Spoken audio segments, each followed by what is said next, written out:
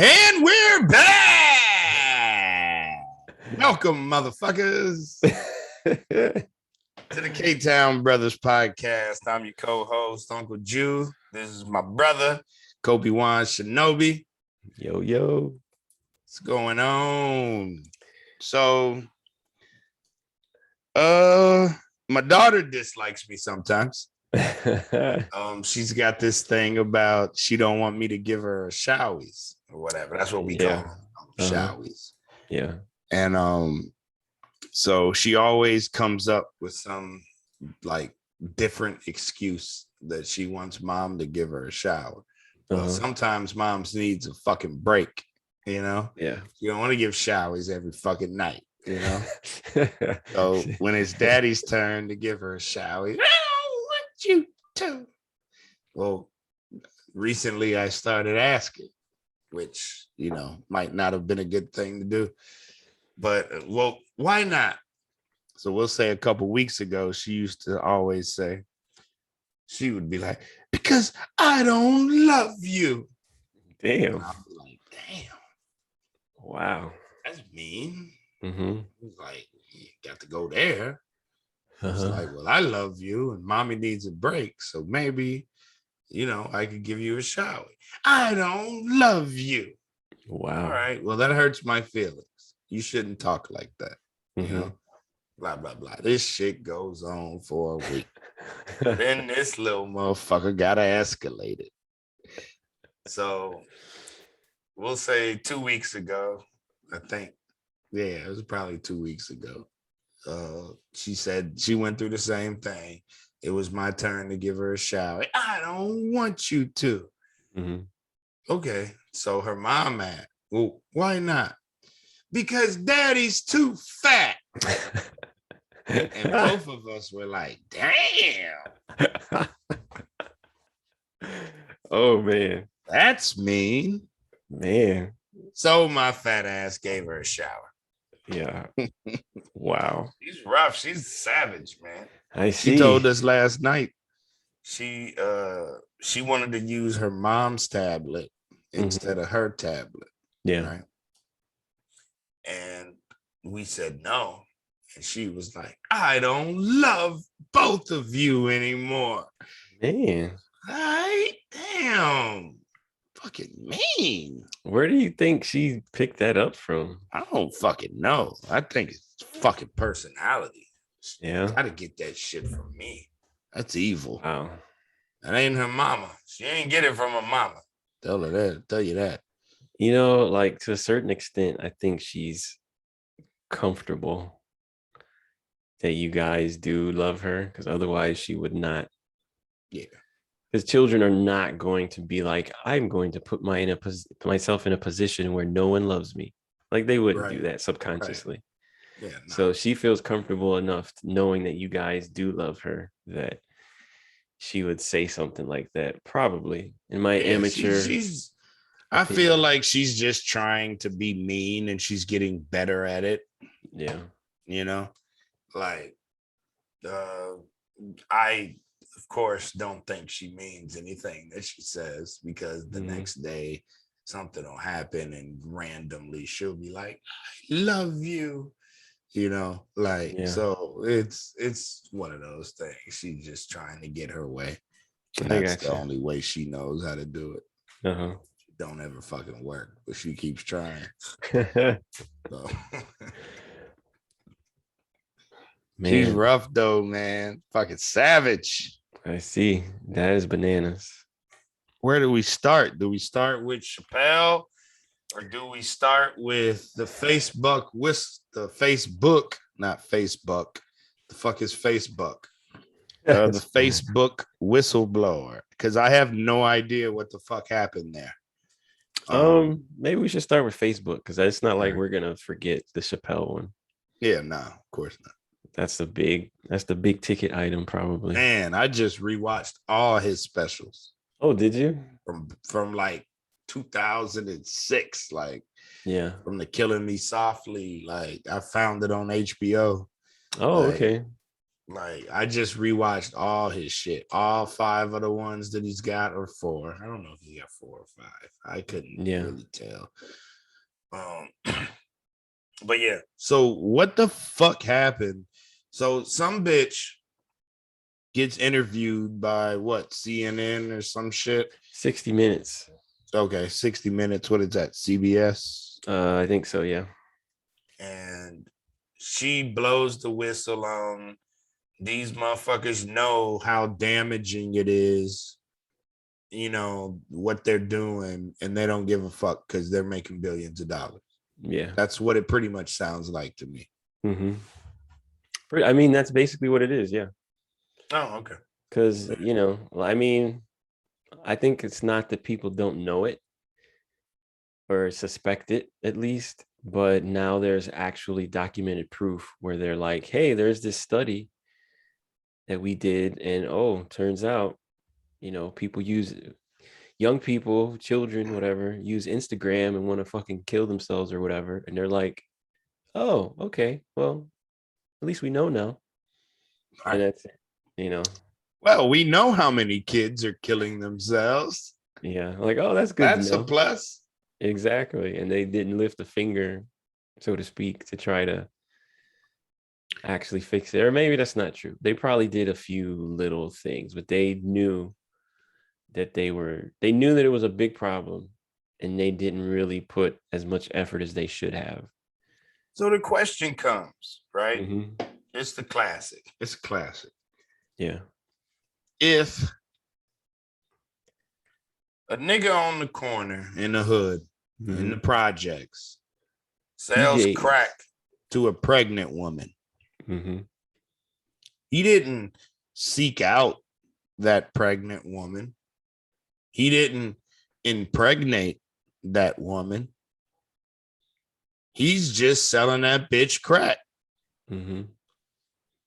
How bad of a guy is he? Is he just doing his job, or is he contributing to the downfall of society? You know what I mean? Like, Yeah. similarly to if Facebook knows that this shit is fucking kids up, Mm-hmm.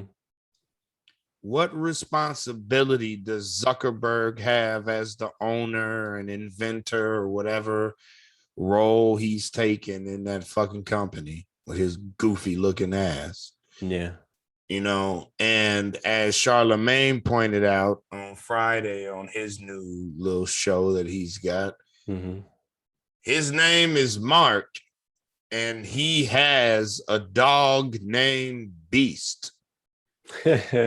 Is he the mark of the beast? Oh, that's interesting. That's kind of Yeah. funny. Wow. So I don't know. I'm just saying what's going on. So, you know, What are your like thoughts? first of all, like I feel like, you know, you're talking about the drug dealer. I feel like it's both. I feel like he's just doing his job, but it just so happens that his job is contributing to the downfall of society. Okay. I mean, that's not to say that's that fair. it's the most important or the biggest contributor, but he's Oh, technically right. Yeah, doing it, no, you not know? by any means. But then the second part is like, is it his responsibility or is it Facebook's responsibility to not ruin society?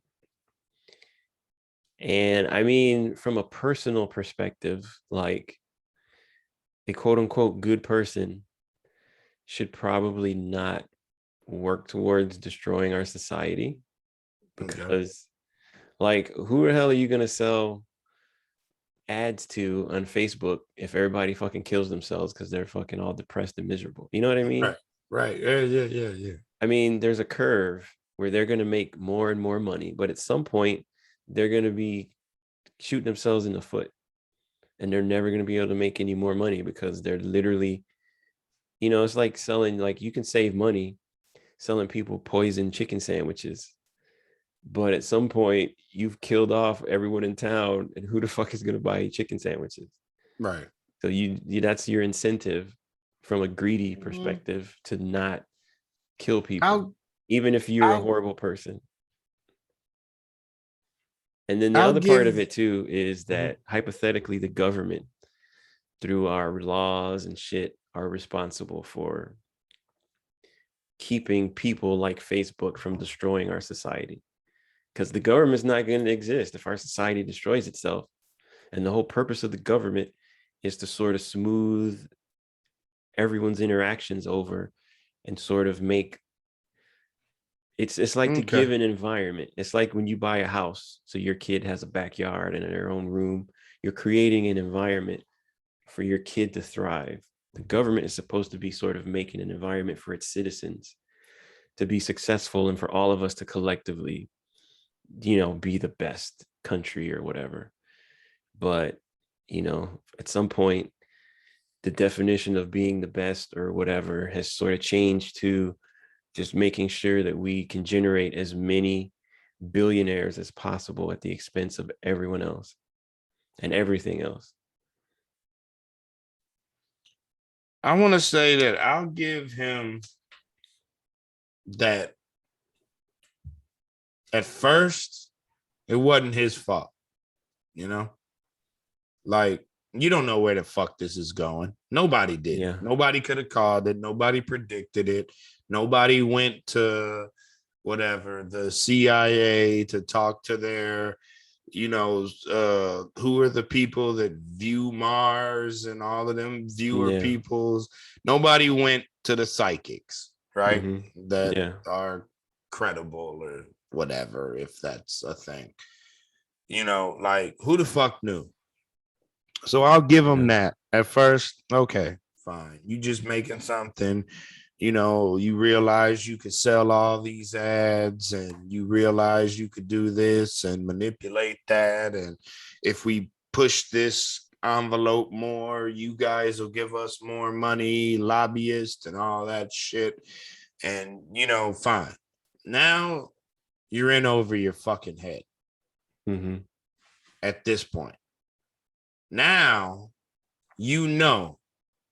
something triggered you as a company to say, hey, let's do some statistics, right? Hmm. Yeah. And you did those statistics and you found out the answers to those questions. Now, theoretically, you may be responsible, Mark, for, I'm guessing, what, 100,000 deaths a year, suicide. I don't know Mm, what the numbers, 14,000, I don't 100,000. know. I don't fucking know. Yeah. Whatever. You're Hmm. responsible for X thousands of deaths a year, possibly. Responsible for that's the, because you got to kill yourself, right? Contributed to, Contributed to. possibly There you go. contributed to. Yeah. Possibly contributed to, Hmm. you know, thousands and thousands of people's offing themselves. Hmm. So it's like, now that you have this knowledge, what are you going to do? Hmm. This is where the judgment from me comes in, at least. It's Yeah. like, okay, you didn't know at first. Fine. Hmm. Nobody knows. Now you're a billionaire. You didn't know you were going to be a billionaire. Hmm. Whoever he stole this idea from, or whatever the, going thing is, like, it's kind of like, does the FDA need to get involved and turn the internet into network television? That'd be fucking horrible, at least for Yeah. people like me that like to say words like fuck and cunt and, shit like that. Yeah. Like, that'd be fucking horrible. All of the George Carlin 7 words you can't say on TV thing. Hmm. Took one for the team. Yeah. But like, I don't know that I want this to be regulated. And my other part of this is I'm not sure that it needs to be regulated, because how many cops are fucking catching these niggas snitching on themselves. There was this big story in Chicago, this FBG Duck motherfucker, some rapping ass nigga that got murdered at 2 p.m., in broad daylight on Oak Street, got something to do with this O Block squad of whatever fucking half-ass rappers and all this other shit, and people putting hits out on other people and all this dumb nigga shit. Like, and they on there talking about hood trophies. And they were basically, the FBI had a press conference and basically said, oh yeah, these 5 dumb niggas got caught because they were bragging about it on social media. And they would give chains apparently to people who did murders and shit. Yeah. They was talking about hood trophies, and there's some nigga on there talking about, somebody's like, oh, well, did you hear about FBG or FBK? I don't know what the fuck this guy's name is. FBG Duck. And then he was like, all I know is you don't do that shit to Troy. Rest in peace. Hood trophies. Like, yo, what? Yeah. What the fuck are we doing? And my whole question is, I just wonder, right? You remember when like Larry Hoover and Jeff Ford and all these others in the 70s and 80s was out walking the streets, starting these huge 50,000 member gangs and gang banging. We had to go through Cabrini Green. Everybody had to take their hats off in the car, shit like that. Like, and I wonder if they would have self-snitched if social media was in the late 80s. If there was Instagram in 1987, or would somebody have been like, yo, you can't have a phone on you while you serving. Yeah. You working, no phone. Yeah. I would wonder if all these dumb niggas, because some of this shit, there's 5 dudes that they got now in custody. Yeah. They charged them with a fucking RICO case. Like, and it's like all because y'all niggas was online. Y'all did this shit in broad daylight. Supposedly people put $1 million on this fucking guy's head. So 5-6 people split $1 million. They lit dude up. Yeah. Like, and like you couldn't have followed them till he was right in front of his house. Yeah. You got to do it in broad daylight in the middle of the busiest street in the hood. Yeah.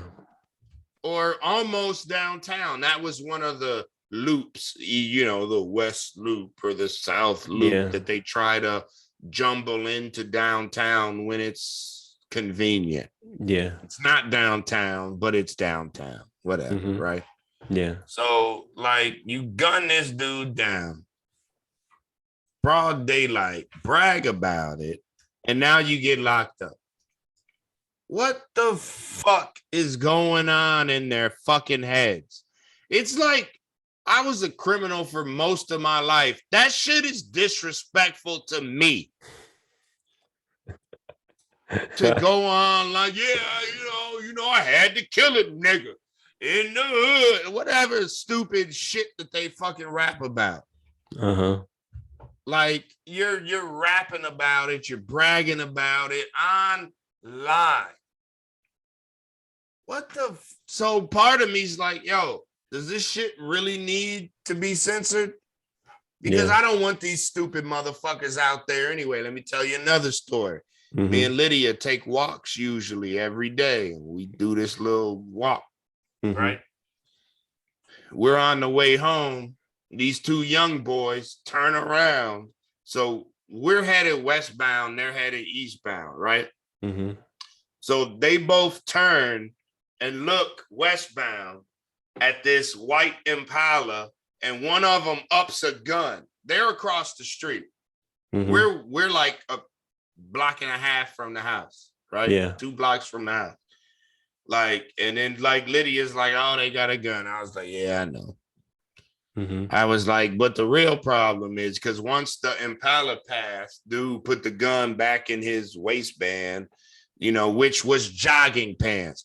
Is jogging pants gonna hold up a 4-pound gun? Fucking idiots. Jesus. But anyway, that's a whole nother issue. But fucking, so he puts the gun back in his fucking waistband. We're avoiding eye contact, but the real concern is, okay, they're walking this way.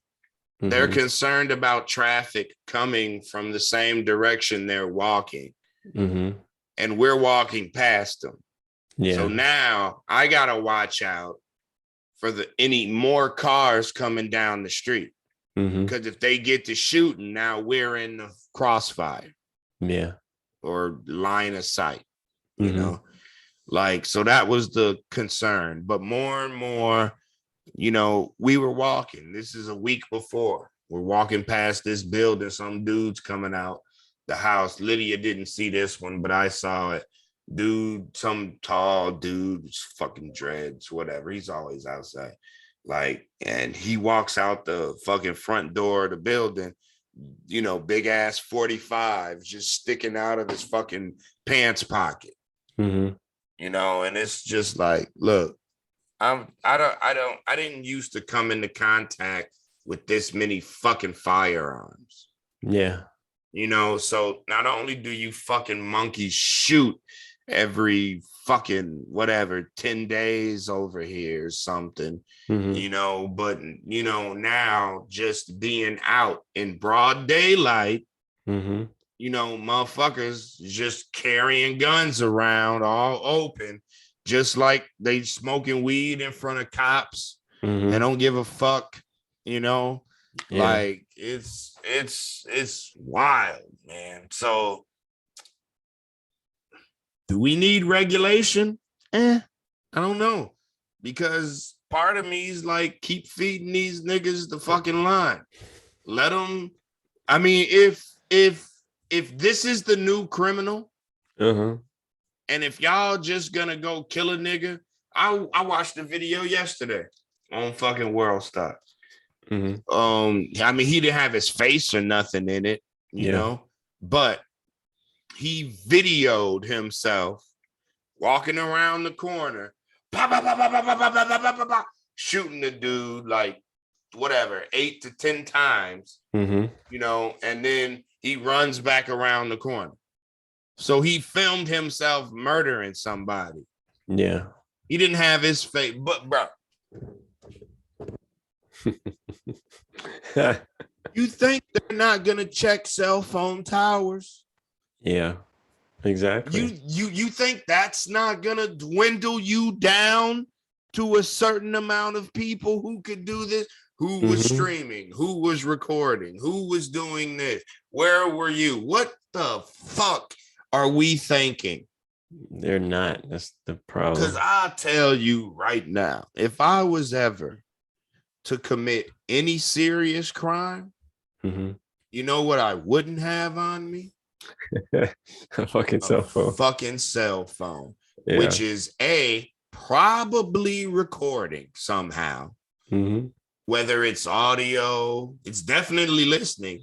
Because if I say, okay, Google, right now, my phone will fucking pop on. See, it just did. Yeah. Yep. Just popped on. That's all you got to say. They're fucking listening. You guys don't, I just don't, as a criminal, alleged formal, like, I don't understand what the fuck you're doing. Yeah. None of this shit makes any fucking sense. It's because they have no guidance. They don't know what they're doing. They're just acting a fool. You know, the one So thing I will say for the though, gram. yeah, exactly. Like these are sort of two separate issues because like the stuff that they would want to hypothetically keep off of Instagram or whatever is more like it's more like what's her name? That little Kardashian girl that's a billionaire now for some Kim. weird reason. Kylie Jenner. Okay. People like her, these influencer, these skinny chicks that are always like, oh, buy my diet shakes and everybody should be as skinny as me and like low key making people feel bad because they don't own a Right. Lamborghini or because they're not a size 0 Right. dress or just dumb shit like that. That's the They gonna thing. be a size 0 fucking waist and a 52-inch ass. Yeah, None of exactly. that shit makes sense. Yeah. And that's the kind of stuff from my understanding that is like what's causing kids to be more depressed and shit like that is Yeah, self-image and all that other bullshit. yeah. So they could regulate some of that shit without completely just not allowing these dudes to snitch on themselves still, because that's sort of a different category. That's just dumb shit. You could categorize that in the same category as people just taking dumb videos of their dog or some shit. It's just Right.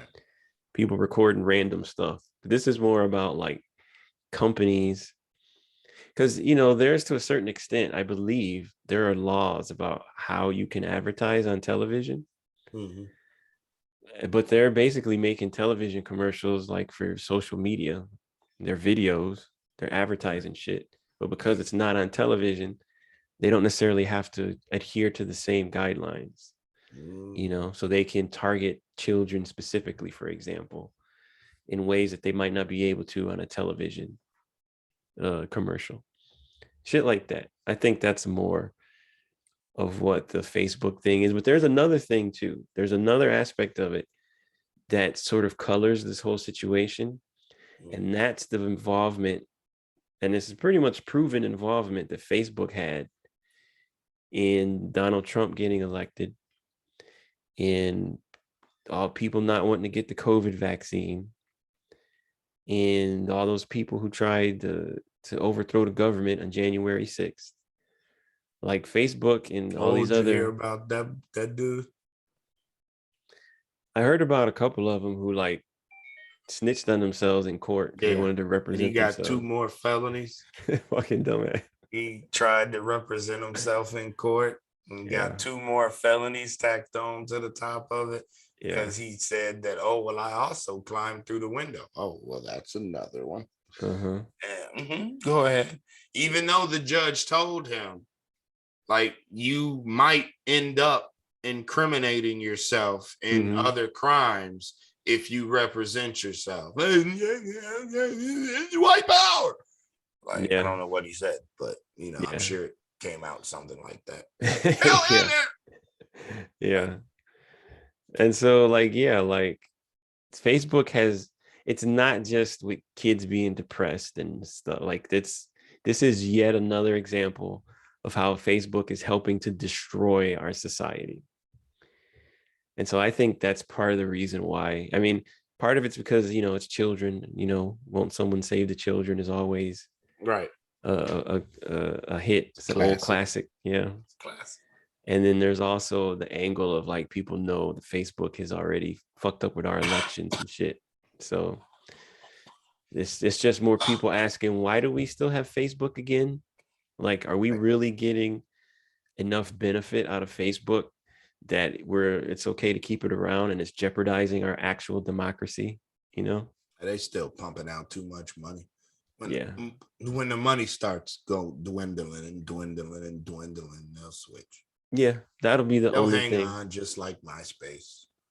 But I think it's all getting taken over by less attention span shit. TikTok and Snapchat, Instagram, shit. Like I think Facebook lets you use too many words.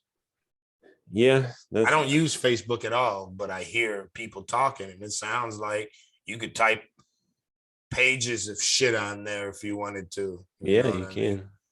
So I've had a cough for a couple weeks. I apologize, people. But yeah, I didn't really know what was going on with that Facebook fucking whistleblower. I guess that bitch will end up dead somewhere, and then Zuckerberg will be a real gangster then. He's got to cross the line at some point. I don't think somebody's got to die, and he's got to fucking call it. I don't think he's got it in him. He's not that kind of psychopath. Nah. That dude's a fucking autistic weirdo.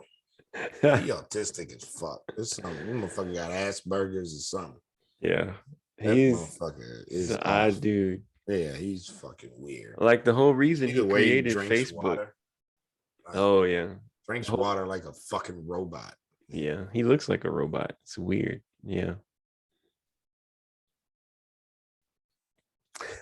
Yes. No, actually, what I'm saying, shut the fuck up, man. Yeah. He's fucking weird. Yeah. I mean, I think that's part of the problem is that he's in charge of that company. So that's one of the things that lady talked about in her hearing is that of all of the social media companies, Facebook is the only one that is controlled so heavily by one single person. Every other company has like a board of directors and the stock options, and it's a little more spread out. You know, they got like maybe 5-10 people who are in charge of everything, you know. Really? But he is still, I think, the majority shareholder in Facebook. Oh wow. So he can veto like anything and he can do whatever he wants, basically. And I think it shows in their inability to, or unwillingness to sort of change their behavior in any way. I always go to the money. Mm-hmm. Like if I had this $1 trillion idea mm-hmm. and it just blew the fuck up and it became fucking Facebook, I think me at some point I'd be like, I'm out. Mm-hmm. Sell it. I'm out. I'm good. I made $23 billion off of this. My family's good for like 8 generations, you know. Mm-hmm. Like, let me make sure everybody in my family is paid, you know, or something like that. Yeah. And then just because you know me, you're paid, you know, like, and you got that much money that wouldn't even be a fucking issue. Mm-hmm. Like just to gift people, you know, for Christmas $1 million checks, you know what I mean? Like just cause you mm-hmm. can fucking do it. Like, and I think and that's just because I've made 6 figures. So mm-hmm. When I was making it for those 3 or 4 years, like I couldn't spend that fast enough. Yeah. I mean, granted, when I was making majority of it, I was driving and working, so I couldn't. I was working for all that fucking money, like, which these people clearly don't have to work, you know, 18 hours a day and you know 7 days a week for 8 months before you get a day off. You know what I mean? Like, they ain't got to do that. But if I made that much fucking money at some point, I would quit, and I'd probably piss a bunch of people off the way Eddie Murphy has pissed me off by not getting back on fucking a comedy stage, mm-hmm. you know, in the last 30 fucking years or however long it's fucking been. That fucking asshole. But I don't know if he could do it anymore anyway, you know. With everybody being so sensitive, comedy might be going out the door. You can't say anything anymore. I guess this is a good segue. Yeah, I don't think that's true, though. I think the problem is that, I mean, so I do think it's true that people are more sensitive. But I think the problem is that these comics don't want to change. Like you see the problem with taxis, for example. I'm Like, listening. hey, like getting a taxi is a pain in the ass. Like, first of all, in like places like, I don't know if it's in Chicago, I think it's sort of the same in Chicago, but in places like New York, like you cannot legally own a taxi without a medallion. Right. It's like this little circular or Yeah, it whatever. costs like 500 fucking grand or something. Sometimes $1 million, yeah, Right. or They're more. fucking ridiculous. Yeah, like that's fucking stupid. I mean, right there, that lets you know that that industry is fucking screwed, and there's no reason that they should have let it stay like that. And you've got these people who are investing this much money, and you see the fact that it hasn't changed means that these people are probably in a situation where they can do whatever they want. So taxis don't want to pick up black people. Who fucking cares? I don't fucking care. I paid $1 million for my fucking taxi thing, Medallion. and I'm making all this money by having this foreigner throw most of the money that he earns back to me and my taxi company so I could take advantage of his immigrant ass. So like, the fuck do I care? Hey, it would be cool if I had like an app to call a taxi. Yeah, it would be cool if you shut the fuck up and stood on the corner and hailed a fucking taxi with your arms like it was 1947. That's what would be cool, you fucking millennial asshole. Right. And so then, okay, I'm going to invent a thing where you can use like an app to get people who drive their own cars to pick you up like a taxi. Change the game. And who takes a fucking taxi now? Your fucking grandma is the only person who takes a fucking taxi. Everybody else takes an More Uber or expensive. whatever. Yeah. So like they did that to themselves. The same And situation. and Mhm. the only time since Uber has existed that I've been in a cab is when I worked for the Chicago Board of Elections and they paid for a taxi for me to get home every night Mhm. because we were working so many hours Yeah. during whatever season, Yeah. voting bullshit. Yeah. And I just wanted to add, not only is it inconvenient and it takes longer for the taxi to arrive when you call them than an Mhm. Uber, Yeah. like, but you get an earful from the fucking drivers about how Uber has ruined their life. And now they have to work twice as many hours to make the exact same amount of money. Uh-huh. So they're angry also. Yeah. And Uber didn't necessarily, I mean, it did, but No, Uber fucked them clean up. it's not like the It was a taxi better people. idea. Yeah, and I'm sure that someone went to some taxi people and told them that whole idea, and they're like, "Nah, we make enough money as it is." Right. And I mean, I think it's a similar mentality with comics. They don't want to change with the world with how it's changing. Like I I can learned see that. that you I can feel tell. that way too. Yeah, because like Like think as a about person. how much of a crutch.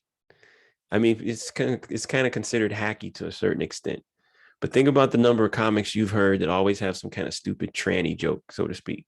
Mm-hmm. And like, like all these things that were like, oh, you always get a laugh with the joke about a tranny, like that's just not cool anymore. But instead of thinking up a new fucking joke, you want to be lazy and just fucking turn into an old man and complain that you can't talk about, marginalized people, because it's That's an fucking funny. interesting view on it. So, I mean, it's not that people are not more sensitive, they are more sensitive. But what Definitely. the fuck do you want to do? It's like there's a problem. So who is the problem with? Is the problem with me, Dave Chappelle, one human being? Or is the problem with like half of everyone else in the entire fucking country? What's more likely the problem? Who is more likely out of sync with what's going on in the world? Is it literally half of the people in the country who happen to also be younger than me and who are going to be around when I'm dead? Or am I the one that's right? And just I happen to be fucking Captain America in, the fucking Marvel movie. Like, I got to stand up for what I think is right. Like, you're just being an old asshole, you Is know? he? Yeah, I think he is. And you know I what? think everybody can get these jokes. Like, You know what though? It's not that the jokes aren't funny, it's that they're like offensive. Like you and I both know there's all kinds of fucking nigger jokes that you could tell. They're fucking hilarious. my But that don't favorite mean that they're is fucking cool. what's the difference between a large pizza and a black man? Large pizza doesn't have a problem feeding a family of 5. My favorite black joke. See, like it's funny. It's fucked up, but it's funny. But like they need to realize that you can tell jokes that are funny, but that's not gonna fly with people, you know. And I think that's their privilege. Like I heard that somebody got fired from Netflix because they leaked that they paid Dave Chappelle $24 million for his comedy special. They gave you $24 million and all you could do is stand up for an hour and talk about transsexual people. Like you couldn't think of anything.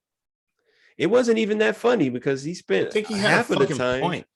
He did have a funny point, but less and less has he even been a fucking stand-up, and he's more like Bill Cosby trying to fucking lecture people. Lecture.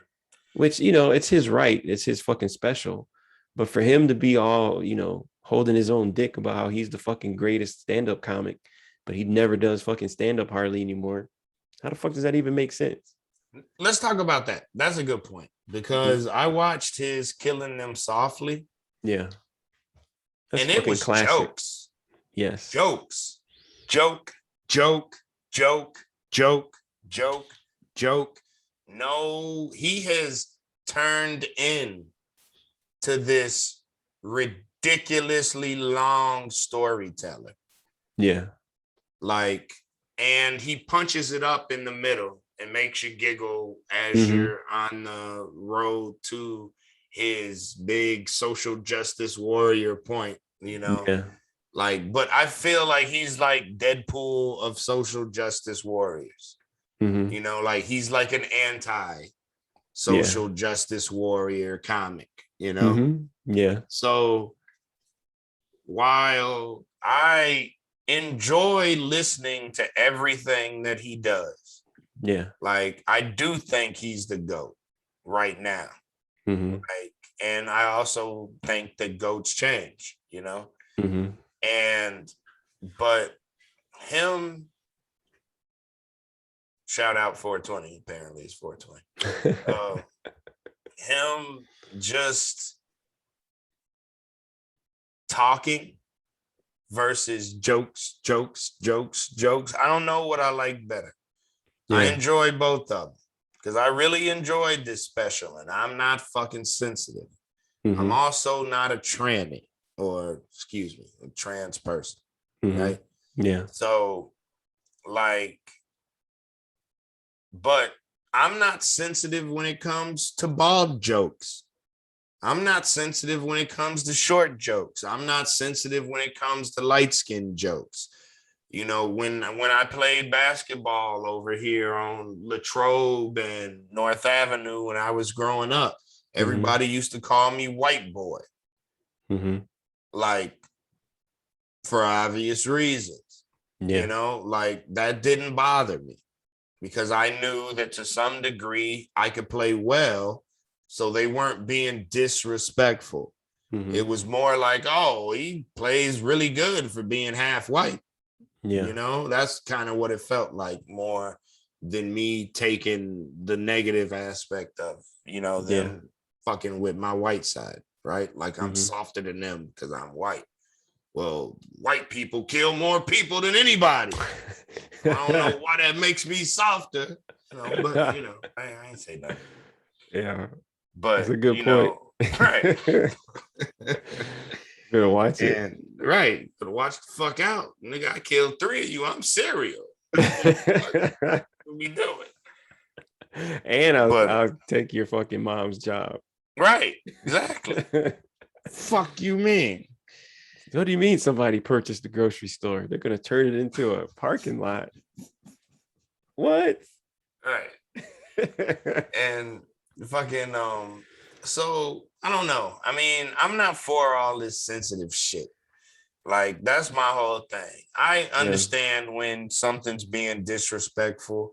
My whole thing is always intent.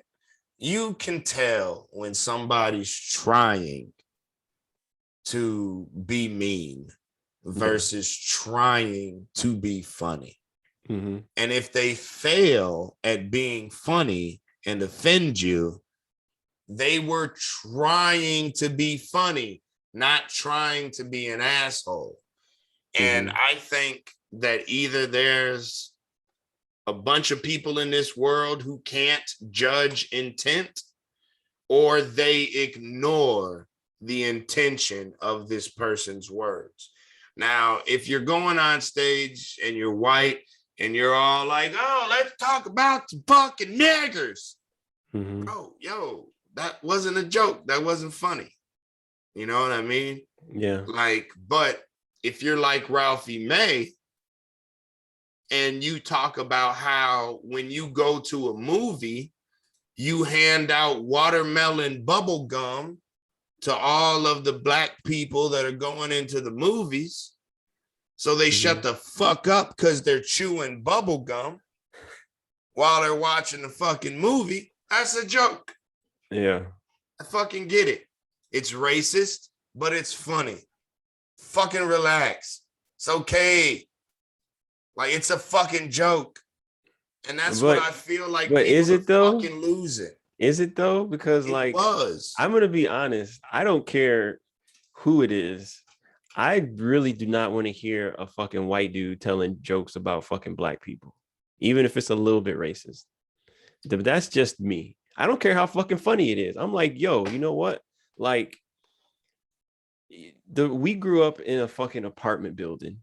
Yeah, with roaches, nigga. We And a grew up part with of that, roaches. exactly. And a part of that is because if there's no guarantee, because you know how dad was. Mm-hmm. But if it had actually been easier for him to go get a fucking loan to buy a house, we would have probably grew up in a fucking house. We would have had a backyard. We would have probably lived in the suburbs and wouldn't have had to live through a lot of the dumb hood shit that we had to fucking live through. We definitely probably didn't have to. He was And probably so, saving a lot of money. Yeah. A lot of money. Living there. Yeah. And so like, you know what? Like, I don't feel like you as a, you know, I don't feel a white dude should be allowed the fucking privilege to do that, because there's so little shit that think about the things that you have any even indirect power over, influencing, allowing a white person to do or not do. There's very few things. One of the few things that you can do in terms of preventing a white person from doing something is to help dogpile on them if they tell some racist ass jokes or say some racist ass fucking shit. That's one of the only things that you can do. Meanwhile, like there's this dude, Michael Moore. He made a bunch of documentaries and shit. That fat white dude. Yeah. So he's making documentaries about stuff. Yeah. I was reading one of his books years ago, and he made this comment about, like, you know, it's interesting. Like, people are always afraid of fucking black people, but I never got fired from a job by a fucking black guy.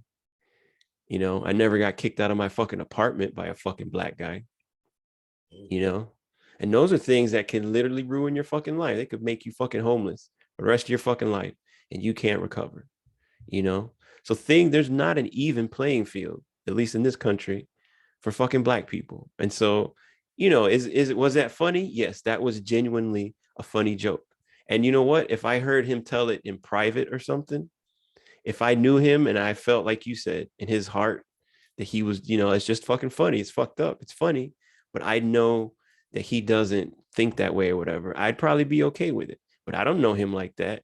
And honestly, I do not want to invest the energy to find out whether or not you're a piece of shit, so I can feel like it's okay for you to tell a fucked up racist joke as a white dude. You can't look at somebody and tell whether they're a piece of shit. I can probably, but I'm still guessing. And honestly, I just don't want to spend that energy, because I really don't even feel that you should be able to do that. Maybe it's me being fucking petty, and it's me saying, you know what? There's all kinds of shit that I can't do. Like, I can't just walk around and just do my thing without worrying about what people think about me. Like, here's an example. Last week, I stayed at my girlfriend's house overnight because I had to go over there, and I told her I would water her plants and stuff. Woo, woo, water them plants. And so I ended up going for a walk. Okay. In her neighborhood. She lives in the same city? No, she lives across the bridge in St. Pete.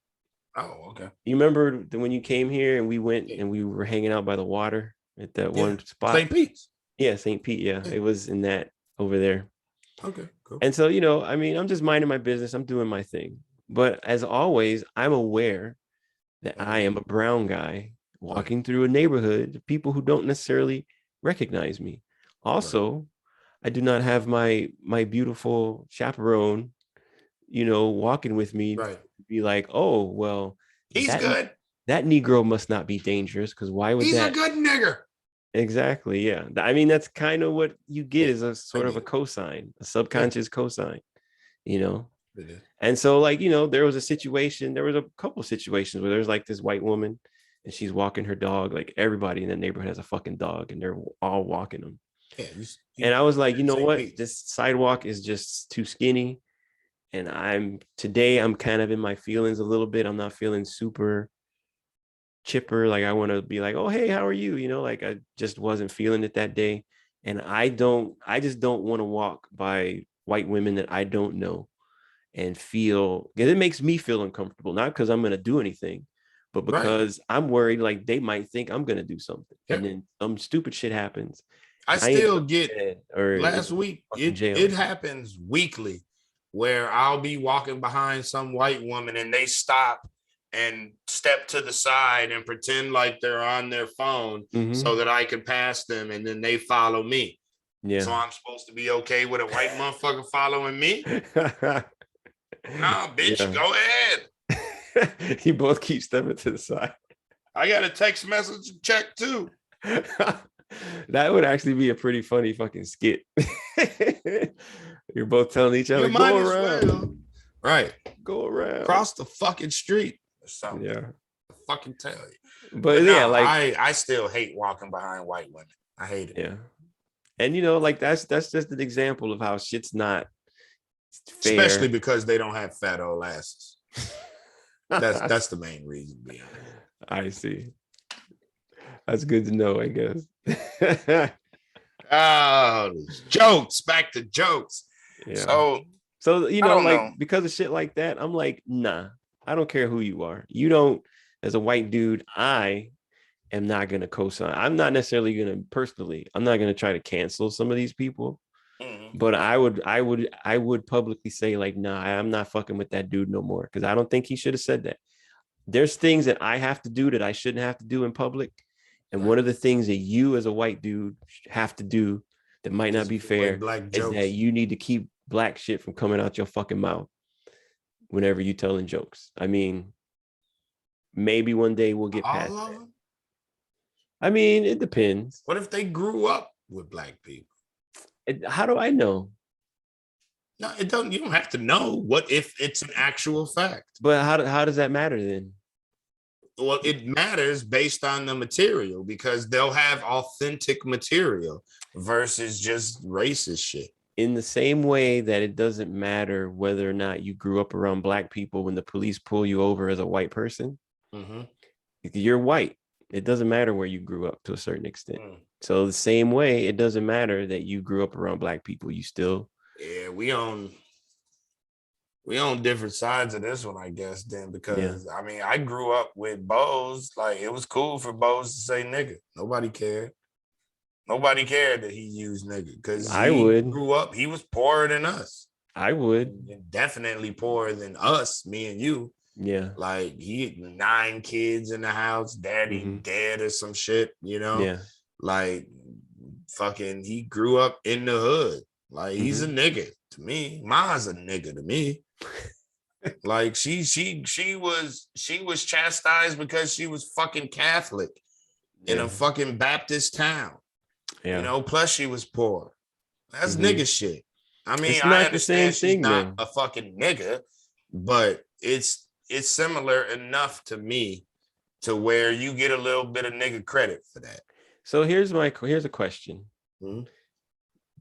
So you feel that you and like Bose, for example, specifically, were on the same level. You were the same.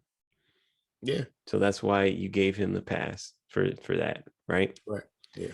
Was there ever a situation where you were together with just you and him, or maybe more people, and then you had to deal with the police or some shit, and he was treated differently than the rest of you?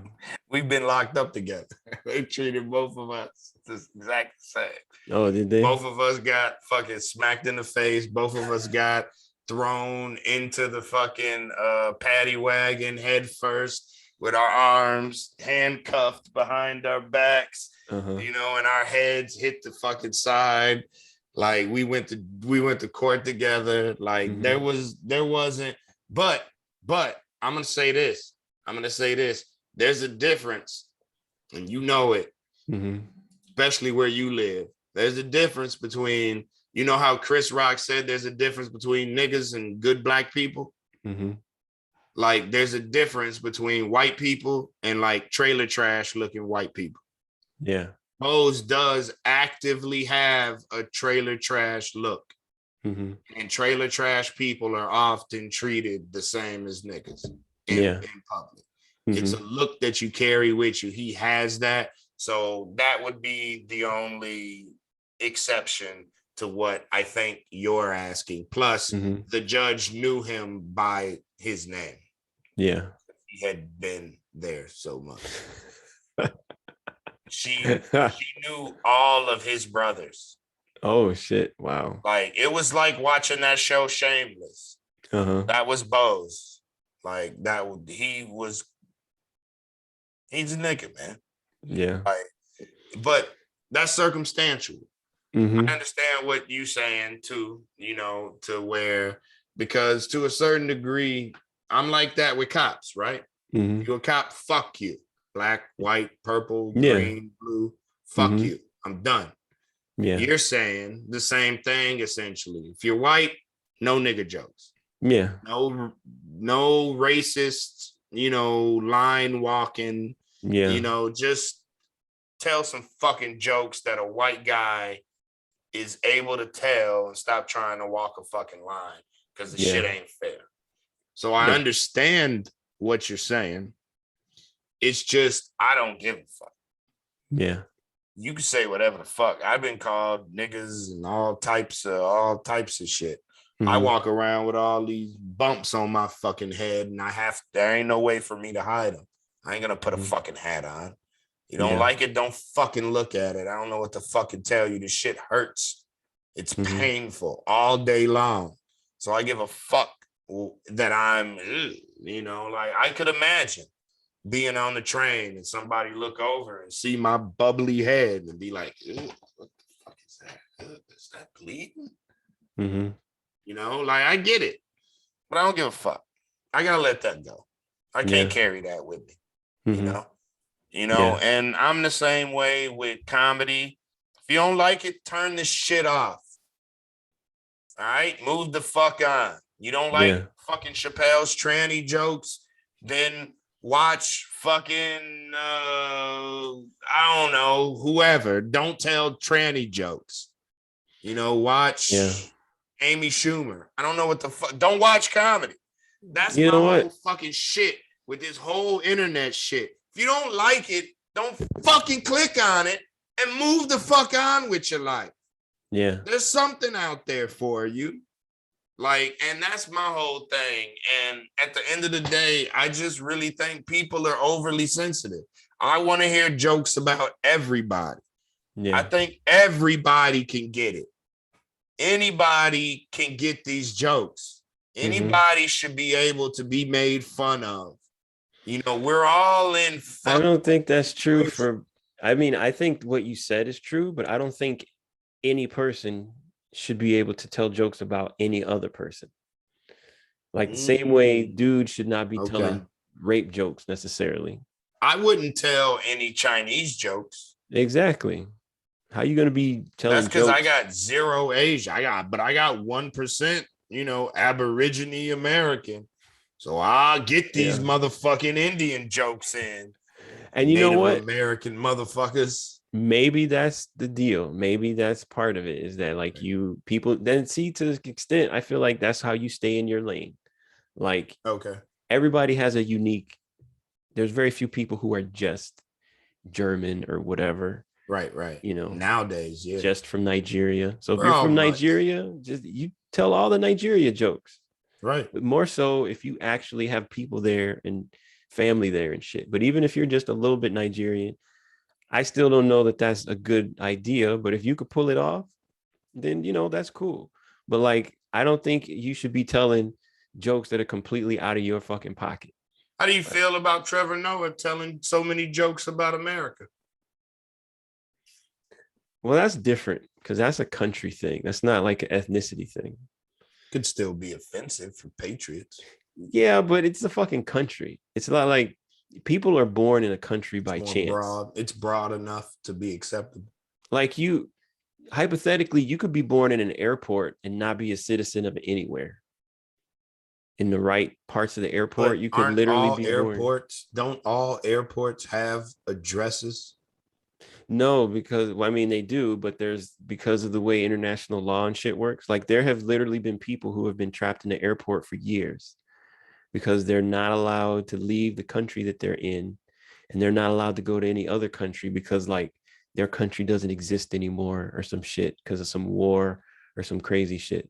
There's been a handful of times where people have literally been stranded in a fucking airport because they don't have a country to go back home to, and nobody's gonna fucking take them.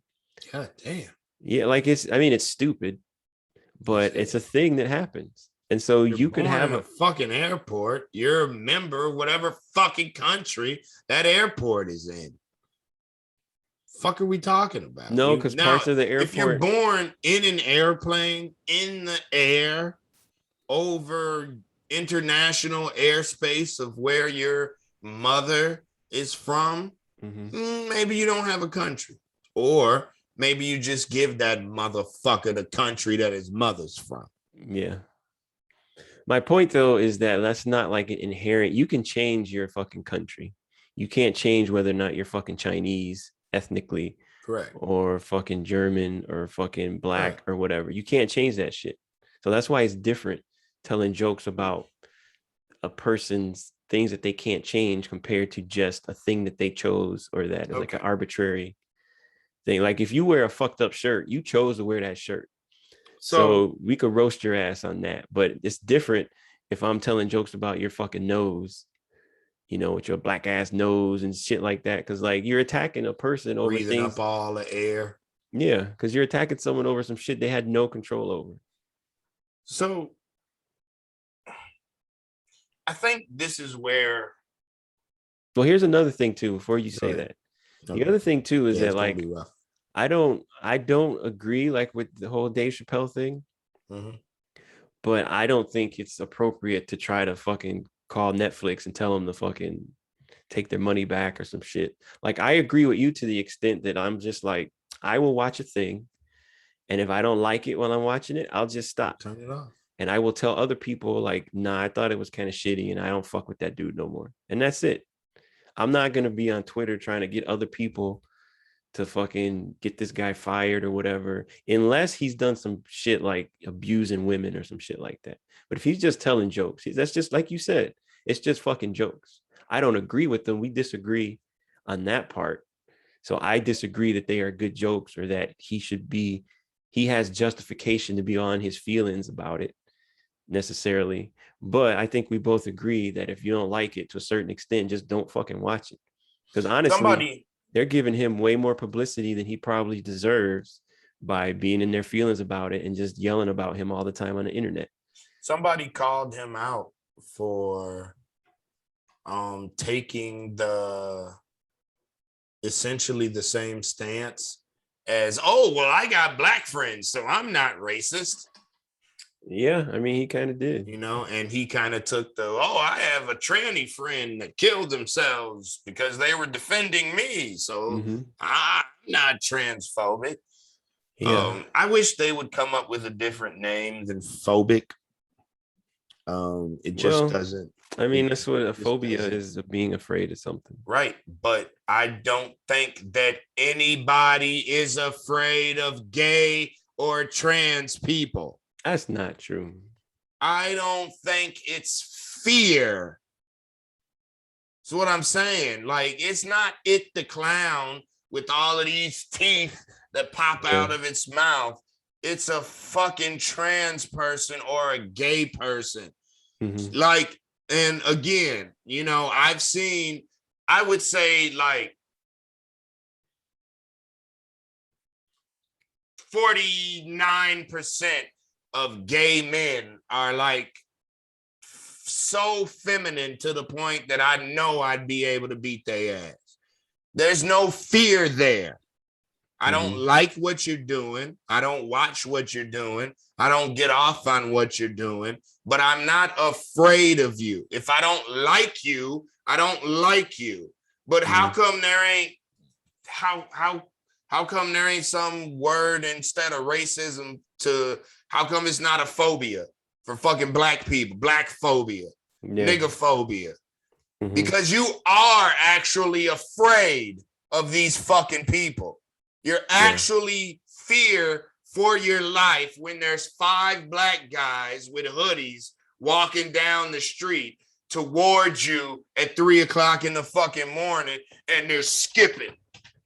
And they just look like they own some bullshit. Yeah. You fear them.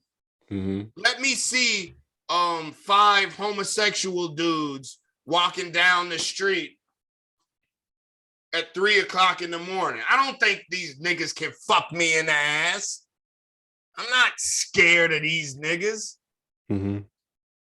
So I just think that the phobic thing that just we need to invent or use a different word than, oh, you're being transphobic, you're being, homophobic. No, nobody's scared of you people. Nobody. A lot of y'all motherfuckers is in shape. That's why I dropped it down to I beat 49% of y'all's ass. Because y'all motherfuckers care about your health. Y'all motherfuckers will whoop my ass based on conditioning alone. Just because you can breathe harder and longer than me. Yeah. So, okay, but I'm not afraid to get my ass whooped by one of y'all. Yeah. So it's not phobia. That's all I'm saying. You're not scared of heights. You remember Ma at Red Bluff when she couldn't get off the ground. That's phobia. Yeah. All right. I mean, the that's black true. guy situation, walking down the street, that's a phobia. Yeah. That's There's a good no point. fear when it, and that's all I'm saying. Can we call it something else? You're trans racist. You're whatever ist. Maybe it should be a ist. You're transist. You're homoist or something. You know what I mean? Not phobic. Ain't nobody scared of y'all niggas, yo. Come on, stop it. You don't get that much credit. Yeah. I mean, I guess that's a small thing to get stuck on, but I mean, well, I'd be nitpicking. That's true. At least you're honest about it. But I don't know, man. I enjoyed it. I don't think that he was coming from negative space. I don't think he has a problem with trans people. I don't think he has a problem with gay people. Honestly, it didn't come off like that. There are some jokes that are mean, like when Tony Hinchcliffe, whatever, a couple months ago, said he was brought on stage by some dude, Ping Ding or something like that. Ping Ding, something, who was opening for him. Yeah. So his opener brought him on stage. And then his first comment was something like, and we're talking about the Asian slur. I'm not going to say it. Yeah. I want to, but I'm not going to say it. But when the dude went off stage, he was like, all right, how about a hand for that little angry chick? Mm-hmm. You know, and then he started making fun of China, and he had a few Asian jokes, and they tried to cancel Tony for that. Yeah. But those were kind of mean. I mean, he's a Mm-hmm. roast comic. He's a little bit more on the harsh side, you know, but you know, if you know his comedy, you know their jokes. Like, do they come from a angry place? Maybe. I don't know. But that doesn't mean that he's intentionally, you know, being, you know, but the point being, I'm not taking up for him on the C word joke, right? Mm-hmm. But all I'm saying was that there's the Chappelle style, and then there's the Tony Hinchcliffe style. Mm-hmm. Tony Hinchcliffe, you could take that as if it was inappropriate, because it was.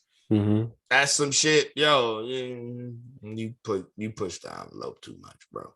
Yeah. Like, stop. You know, Mm-hmm. like, you know, but the same thing with what the baby said, what Chappelle was talking about. He's Mm-hmm. wants to negotiate the successful release of the baby's career. Yeah, you know what though?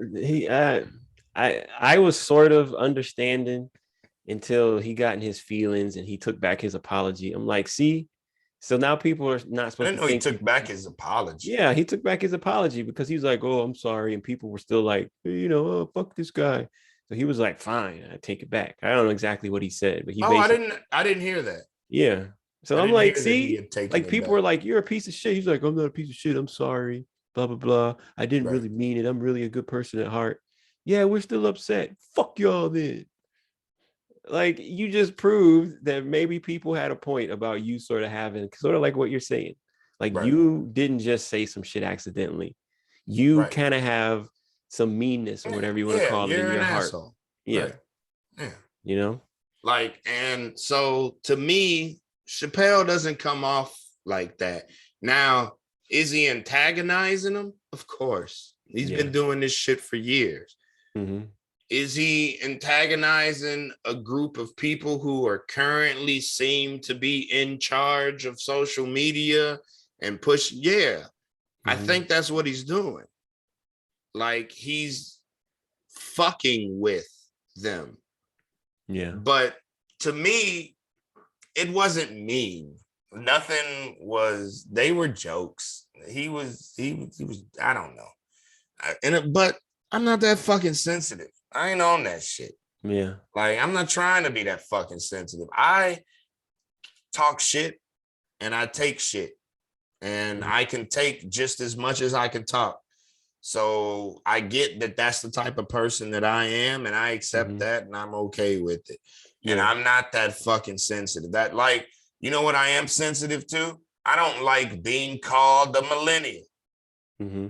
because I'm totally more. What's the one right before me? What are you? Gen Z X. No, X. Z is my kids. Oh, okay. You would be So, technically Gen Y, but they changed it to millennial. okay. So Well, it's XYZ. maybe I'll just say I'm Generation Y, so I Yeah. can separate myself from fucking millennials, because they're too fucking sensitive for me. They just, you can't say shit anymore. Like, we grew up Yeah. using the F word and using the C. We used all the words. Like, and now, you Yeah, but know, you like in the can't 50s, make, they used to be able to use the N-word. And now, like it's the same argument. yeah, it is. Yeah. So And I'm an asshole. I get it. Then that's fine for me. I just want to be I, okay with being an asshole. you know what? I think there's Gives a a fuck. balance. And the balance is that like when you have a relationship with another person, Mhm, whether it's a friendship or it's like a relationship with like a woman or whatever, mhm. there are some things.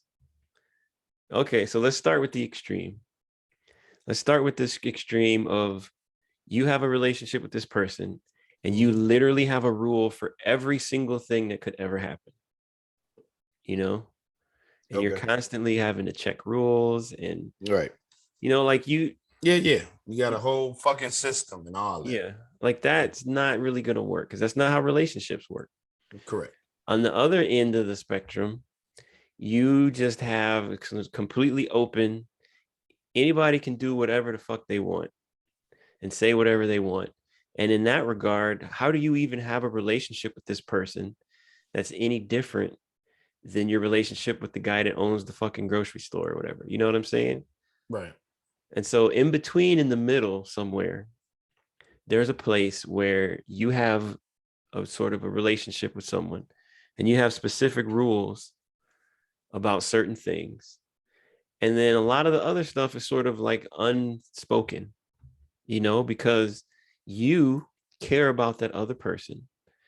And so you're like, okay, I know this person is sensitive. Like, here's an example, a more specific example. Let's say hold on. Can you hold that thought for a second? Yeah. Could you pause real quick? Yeah. Give me a second. All right. My bad. So here's the example. Let's say that your wife is afraid of spiders, right? Mm-hmm. And like a real arachnophobia type thing. Right. Got to go to counseling. Like she sees a spider, she can't move because she's afraid. Right. Serious like thing, Shannon right? With mice and shit. She freezes up and loses her fucking mind. Yeah. So you're like, oh, let's watch a Halloween movie. And you're looking at them and you see one like, oh shit, this one has big ass spiders in it. Like, nah, I'm not gonna try to get her to sit through this movie because I know that this is not a good thing for her. Like, she's not gonna enjoy it, and I care about her. So I'm not. If I could, I know she cares about me, and so if I was like, babe, I really want to see this movie. Are you willing to watch it with me? She might say yeah, and she'd be willing to give it a try, but she'd be uncomfortable that whole fucking time and fucking sweating and shit. And you're like, nah, I care more about her than I do about watching this movie. So I'm not gonna try to put her in a situation where she's uncomfortable, for me to get to see this movie with her, because it's not worth it. I care more about her than I do about this fucking movie. That's what you do in relationships. You have all these that's not a rule that you can't watch spider movies together, but it's sort of a rule for you that you have decided on your own that she didn't have to tell you, but you decided it out of deference to her and out of wanting to make sure that she feels like and just in general being a respectful person. Exactly. And I think that's part of the problem with Dave Chappelle and a lot of these comics, is that I understand that comedy is, to a certain extent, it's subversive, but there's also a certain amount of respect that these people need to have for the audience. And I think a lot of these guys, especially the older ones, it's mostly the older fucking comics who are in their fucking feelings because they can't just whip their dick out on stage, so to speak, and just say whatever the fuck they want to say. Shout out Louis. Yeah. And so like, that's one of the reasons why I don't really buy their whole thing, because like, are they wrong for that? They're not wrong, but the problem is that they're also not being a good fucking partner if you consider the relationship of the comic to the audience. And the other thing is, it's just fucking dumb. Why are you going to spend so much fucking time yelling at the people that you get fucking money from? I can tell you why Dave Chappelle does it, because he's got fuck you money. I can tell you why Bill Burr does it, because he sort of has fuck you money, but he's not as big on it as fucking Dave Chappelle is. Right. And I can tell you why Seinfeld does it, because Seinfeld has long had fuck you money. And those are the loudest fucking guys. Bill Cosby used to think he had fuck you money and he was untouchable. Then he probably did. Yeah. So like, these are the people who complain. People who have fuck you money, who are like, I don't give a fuck about maintaining a relationship with you people because I'm the more important party in this relationship. You should be grateful to me that I'm still making material for you fucking clowns. What I can. And here's one more thing real quick. And I think I was talking to Layla about this the other day. It could have been somebody else, but I was like, a younger Dave Chappelle would have made exactly the same fucking points that he did in his current special, but he would have actually done it with fucking jokes instead of standing up there complaining, preaching. Yeah, fucking preaching like an old man. And that's, I mean, I think he had a valid point for some of his stuff. But a younger Dave Chappelle, it would have, it's the whole thing about taking medicine with sugar or honey or whatever. He would have found a way, he would have put the effort in to actually formulate a joke to have people laugh and get his fucking point. Couple things. Mm-hmm. So one thing you constantly hear in the comedy world about Dave Chappelle is he'll show up and do like 4 or 5 hours. Mm-hmm. You can't release more specials. Mm-hmm. All you doing is preaching, talking. Yeah. Mm-hmm. You can't release more of these. I watch them. I enjoy them. Somebody will give you $10 million for it. The fuck, you know? Mm-hmm. You drop anything, somebody's dropping millions to buy it from you because they know they can sell it. Mm-hmm. Even if it ain't good. Yeah. Even if it's 8 minutes and 48 seconds long. Mm-hmm. You know? Like, but whatever, you know, and that would also come to your point where you do 4 hours a night. Mm-hmm. You ain't got any other material. Where are your jokes? Yeah. You leave them upstairs in the notebook. What the fuck happened? Yeah. Like, cause you was jokes. Now in an hour special, you're like joke.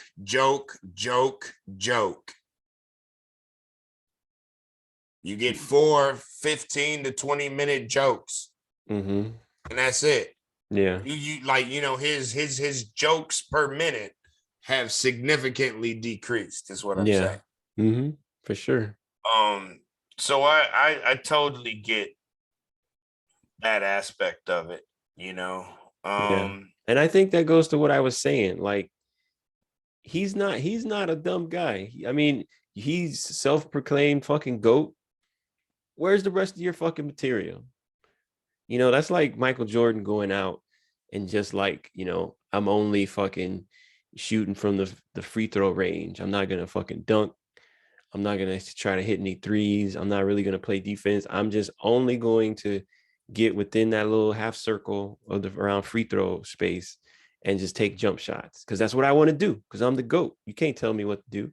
Like, what the fuck is wrong with you? Like, why are you just so stuck on this one thing? You know? Yeah. Where's the push? Where's the challenge? Yeah. You know?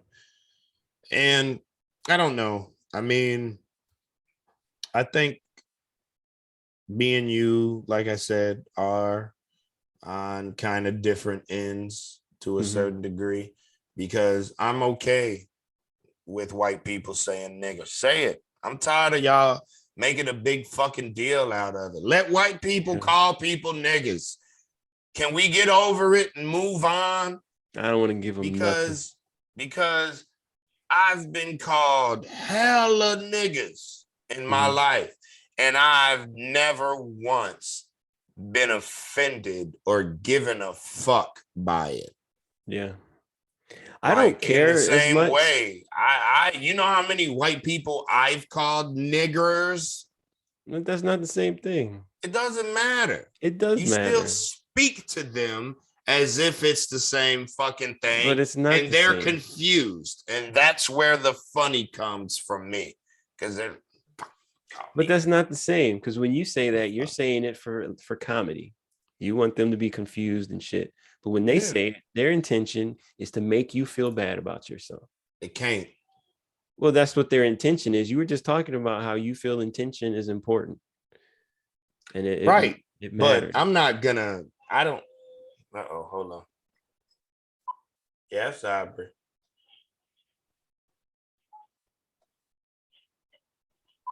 It sounds like mommy just walked in.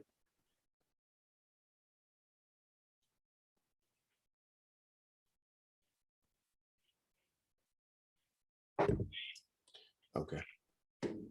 Apparently, the baby woke up and mommy got home at the exact same time. She went to get her nails did. Oh, cool.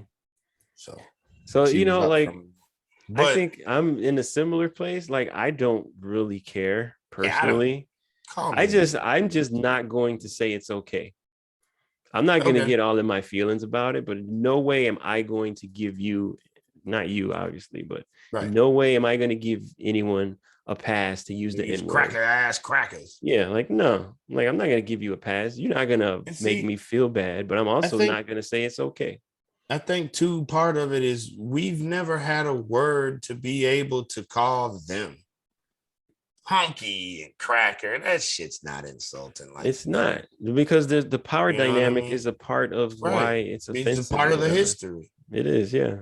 And that power dynamic doesn't exist the other way. So that's why there never will be a word. So my whole thing is I'm just tired of like black people giving it so much power. Like fuck that, man. It's a word.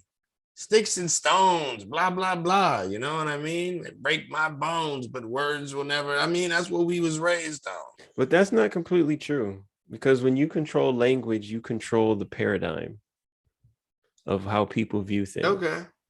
And But if we lived in a world where it was okay for white people to run around the way they did in the 40s and 50s using the fucking N-word, that would have a connotation, because you would hear it in public and you'd hear some old white dude get mad and call someone an N-word, or just people casually using it.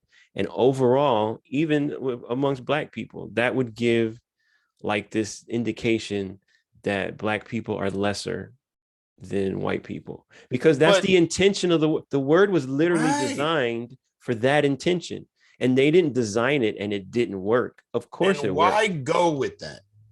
Because Why you give can't it help that it. power? You don't give it, it has it. It was How did it get created that power though?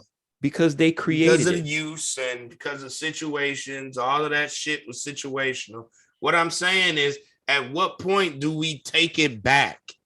What do you think keeping white people from saying it is doing? It's not taking it back. They can't fucking use it unless people like it's you say similar it's okay. to like drug laws. Mm-hmm. Drugs are illegal. Mm-hmm. People still do them. So similarly, the N-word is illegal for white people. Yeah. But how many of them still use it anyway? How many of them use it? It's propping up this underground world, just like drug laws prop up, fucking drug dealers. Isn't weed legal in Chicago now, recreationally? Recreationally, if you purchase it from a dispensary, correct? So does that mean that the black market for weed has gone? No, it's gotten better because they're taxing it at 40%. They're propping up the black market. There's always going to be a black propping up the black market for the N-word. There's by always keeping be it such an illegal thing. Like, no, I disagree. There's always a black, you should know this. There's always a black market for anything that people want and that you can give them at like a cheaper price. But it has to be illegal. No, it doesn't. Yeah, it does. No, okay. There's no black market for anything legal, bro. So what are you talking about? Okay. There's always an underground market for anything, for everything. What you're saying is you're like, well, if we just stop caring, white people are just going to stop using it. Like, no, they're going to continue to use it. What are you saying then? What I'm saying is we need to stop giving a fuck that they're using it. It's their word anyway. They made it. They invented it. Why are we letting something that somebody invented intentionally to put us down? Why are we going to let them continue to let this put us down? It's a sound that comes out of the front of somebody's face. Who cares? This is the real world. Did you punch me? Did you beat me? Did you fire me?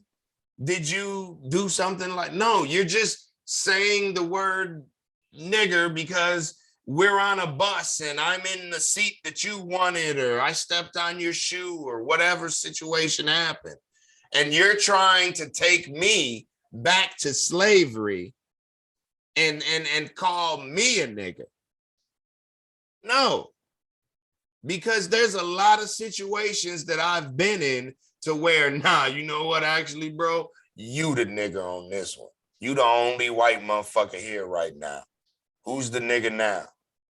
Who's the majority? That's not, see, I think that you're discounting the actual origin of the word and the circumstances around it. Because this isn't just a got a word. Confederate flag tattooed on my arm. I mean, yeah, you do. How sensitive am I about this? You're apparently not that sensitive, which is fine. At all. Yeah. But here's the thing. The thing is, this is not just an arbitrary word that I agree. In 1993, power. People just invented it. They just randomly threw some letters together. Like, this was invented by white people during a time, maliciously. Yes, during a time when black people had no fucking choice in the matter. They weren't people. Exactly. And that is the reason why it's not just a fucking word, because it's not just a fucking word. What it does is that it reminds people of a power dynamic that existed. And what it does subconsciously is it justifies, like, you know what? That used to be true. And it either is still true, or maybe it still is. It was never true, bro. It was true to the extent that they enforced it. Because you know what? But that doesn't make it true. Everybody who's here, raise your hand if you're a person. And if any of you black motherfuckers raise your hands, we're going to literally cut your fucking head off right now. Like, whether or not it was true, that was being enforced. Okay. So there's a difference between what's like true and what's being enforced by a society. You know, there's like practical truth and actual kind of a truth, you know, and that was, black people were de facto, like, in very realistic ways, inferior to white people because they were forcefully treated that way. And I don't think you can just discount that and just say now this word, because all of that shit is attached to that word. And I understand what you're saying. But how much power has this word been given? I mean, it's had a lot. By people giving a fuck. If you didn't give a fuck that niggas was hung, if you didn't give a fuck that all these people, Emmett Till, let's go through the list, like, of everybody. The stories that Cicero told me of one of his friends getting his testicles nailed to a log stump, you know, because he was dating a white bitch. Like, I mean, if you don't give a fuck about any of that shit, and if you look at these people as less than, all right, because this is my whole thing. I don't look up to CEOs. You guys choose to pay somebody in your company minimum wage. That's your fucking choice. You could change that shit. You choose not to change that shit because those people are worth minimum wage to you. I can't look up to that. I give that no power. I give that no respect. None. If a fucking cop pulls me over and he's like, license and registration, okay, here's your ticket. You were doing 44 and a 35. This is why I pulled you over. Blah, blah, blah, blah, blah. Here's your ticket. I could respect that. You're doing your job. Get the fuck out of the car. Get your fuck out of the car. Fuck is you talking to, bro? Pull me over for fucking running the stop sign. Fuck you drawing guns and making me get out the car for. It's a different approach. Something different. How much power are you going to give to this shit? Like, dude's clearly a pussy. Like, and that's all that I'm saying. Like, how much power do you continue to give these motherfuckers? And my thing is that Don't give a fuck what it used to mean. you don't have any power to give them because they already have it. And that's the whole point. That's good. Regardless of how you feel about that cop, he could still fucking murder you and be at a fucking family get away with it 2 weeks later. That's the power in the situation, and you don't have any of it. None of it. CEO situation. So what are you holding on to? My point is that think about this. Think about the power, where the power is. I view the power in a different location. Okay. Do you remember I told you that story about Uncle Dave and like voting and like Big Mama and all this other shit? Okay. Vaguely. You talk about that? When he was little. We did. When he was little, he was on the, out in the farm. They were in Mississippi.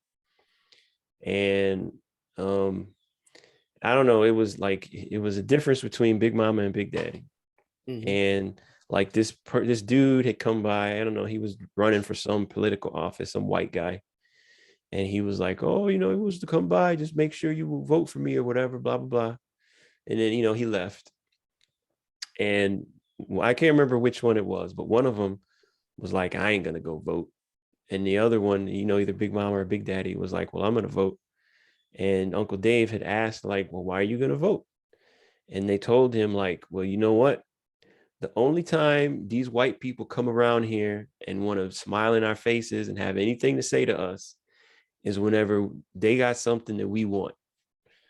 And they want my vote. So obviously my vote has value because otherwise they wouldn't want it.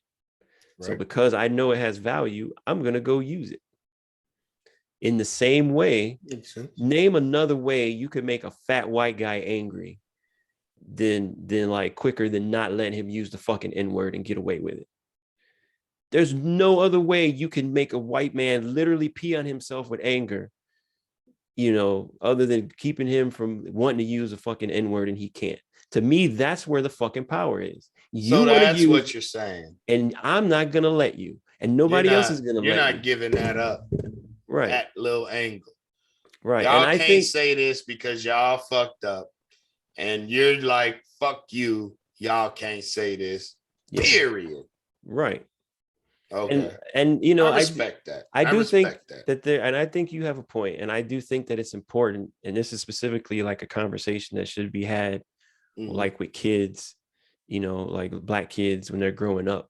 Like, don't let that shit get to you. That's bullshit. Can't, man. Yeah, and it doesn't. It was all bullshit. It always has been bullshit. But however, I do not advocate for just letting it go and letting white people use it. Okay, that makes sense. I'll give you that. I'll give you that one. Now I stand strong on this. But I'm gonna give you that one. Just because there's basically the way I'm looking at it, there's too much history. Yeah. Too much has happened.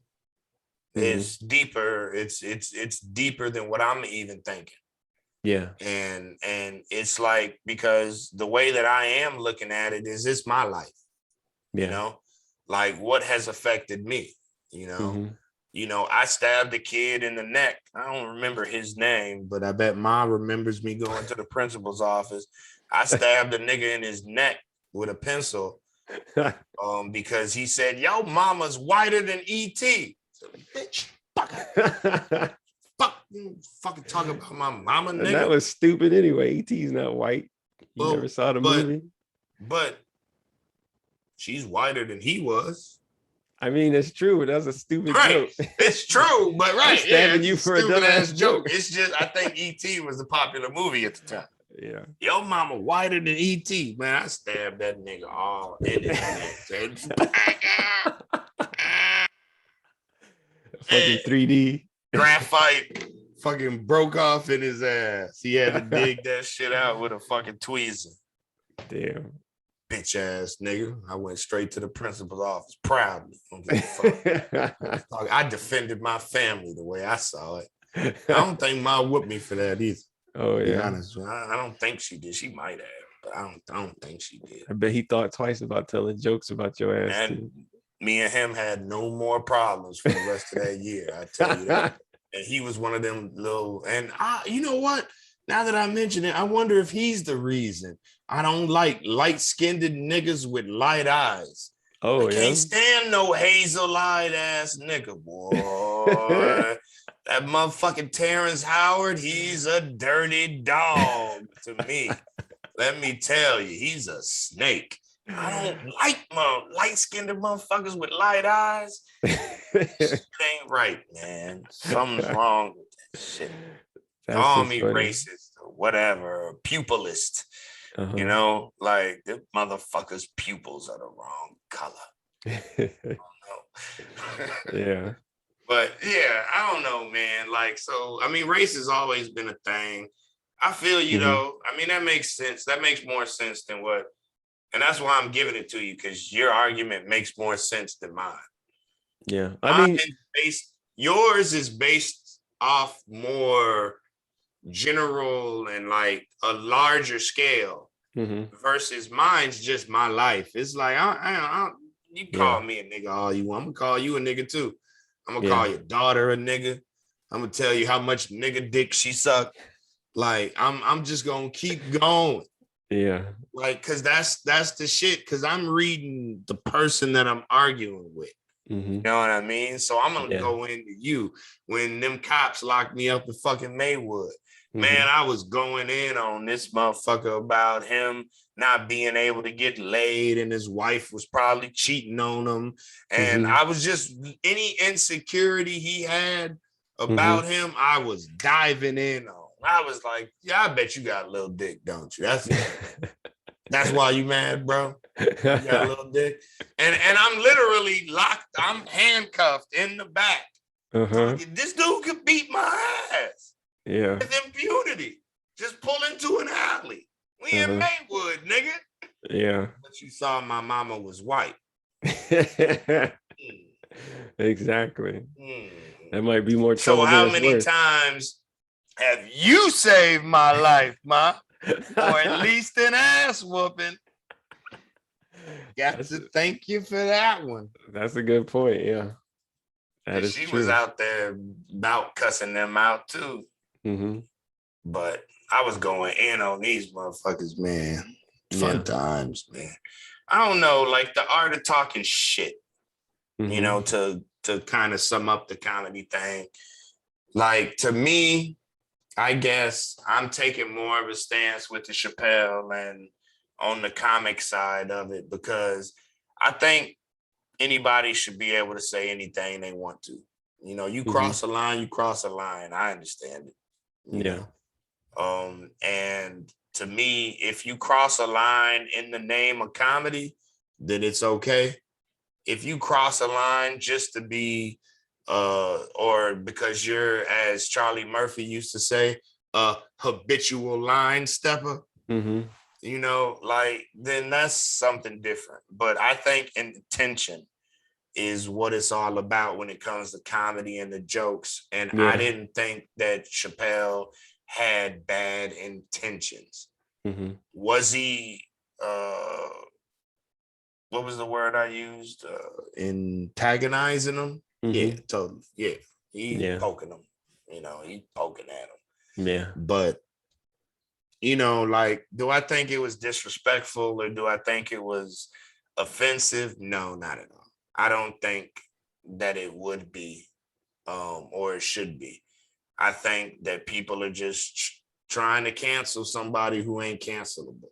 You can't cancel somebody with fuck you money at the end of the day. And I also, what is he complaining about though? Then what you mean? Like, if he has too much money to be canceled, why the fuck is he even complaining about it? I don't think he's complaining about anything. He has. His whole complaint. Half of his special was him complaining about Twitter and people trying to be mad at him and cancel him. People being sensitive. He's tired of motherfuckers being sensitive. Why should he care? Let a nigga tell jokes. Because that's what he do for a living. But why does he care? Like, how do you sound complaining about people, you being in your feelings about people being in their feelings? You know what I'm saying?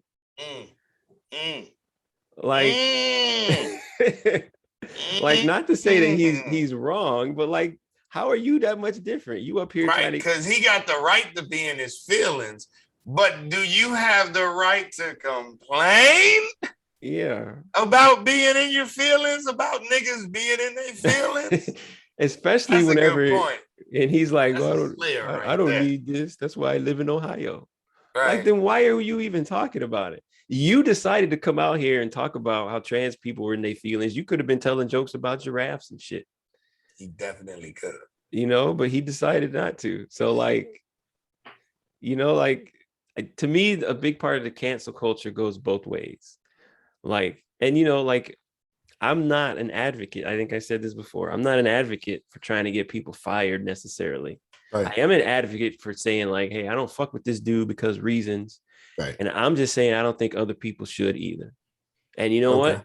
If you fuck with this dude, maybe I don't fuck with you either anymore. I think that's fine. Right. What I don't think is fine is like writing letters and shit to try to get people try to stop somebody fired and stuff. Now, the other thing too, though, is that I don't think there's a problem with you calling the radio station or TV station, whatever, and being like, yo, I'm not fucking with your station if you keep advertising this dude or whatever, you know, because like that's you voicing your opinion as a fucking consumer. Yeah. You know, that's cool. As long as you're not, you know, trying to put people's information online and don't be doxing motherfuckers and nothing. Yeah. But that's the thing. Like, I don't think a lot of these dudes, if you were to ask them, so someone doesn't like your material, aside from just not watching it, what do you think they should be allowed to do? You know, and I don't think that they would actually be able to give you a good answer, because what they would really want to say, if they're honest, is I don't want them to do anything because I don't want to have consequences for the things that I do. I want to be able to say, though? What should they be able to do? Because again, the stance that I'm coming from is I don't like it, I don't watch it. Mm-hmm. You know, there was this I can't think of his name. It was this gay dude that went on some podcast that I watched, and he was a comedian. And on the podcast, he was flamboyantly gay. Mm-hmm. Like, it was ridiculous, which usually makes me uncomfortable. But his comedy and his comments superseded his gayness. Mm-hmm. So I watched his fucking special. Yeah. And he's fucking funny.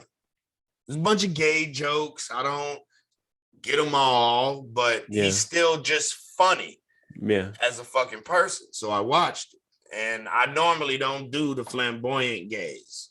Mm-hmm. Like, I could do the Tim Dillon gays. You know, you can't really, the masculine gays, I'm fine with them. The flamboyant gays make me feel funny. You know, it makes me uncomfortable. Mm-hmm. You know, but I was able to watch this guy because I watched him on this podcast with these comedians that I always watched, and it was cool. It was fun. Yeah. Like, so that got me to watch his stand-up. Normally, I would have never watched that shit. Yeah. Had I not seen him in that interview that day, I would have never watched his shit. You know, so I feel like you can cross over, you know, to some degree, you know, but I say that to say that I'm just really, if it's not for you, don't fucking watch it. Don't support it. Move on. You don't have to try to ruin, you know, Chelsea Handler's life because she likes fucking black dudes. Yeah. You know what I mean? Like, you don't have to ruin, you know, Dave Chappelle's life because he says trans people are telling stories, you know, like about, oh, well, I'm trans. What about these fucking people that are, you know, fucking, you know, oh, well, call me her today and, you know, him tomorrow, you know, and on Thursdays, I'm not trans, I'm queer. Don't mislabel me. I mean, how many times, like, and again, the greatest line that Chappelle has said is, how much do I have to participate in your self-image? Because to me, a lot of this shit, like people getting kicked off of, I forgot the chick that was on fucking Rogan's podcast who was banned from Twitter for life because she tweeted men will never be women and women will never be men biologically. Yeah. To me, that sounds like a true fact. Like you are a man that feels like a woman inside. And you want me to go and call you her. Okay. But why can that change every 3 minutes? At what point do we like, okay, like, no, you're not a woman. I'll call you a woman. But in actuality, in my head, you're a man that feels like a woman and wants to dress and be referred to and treated as, and I'll oblige that. But you're still you still have a penis. I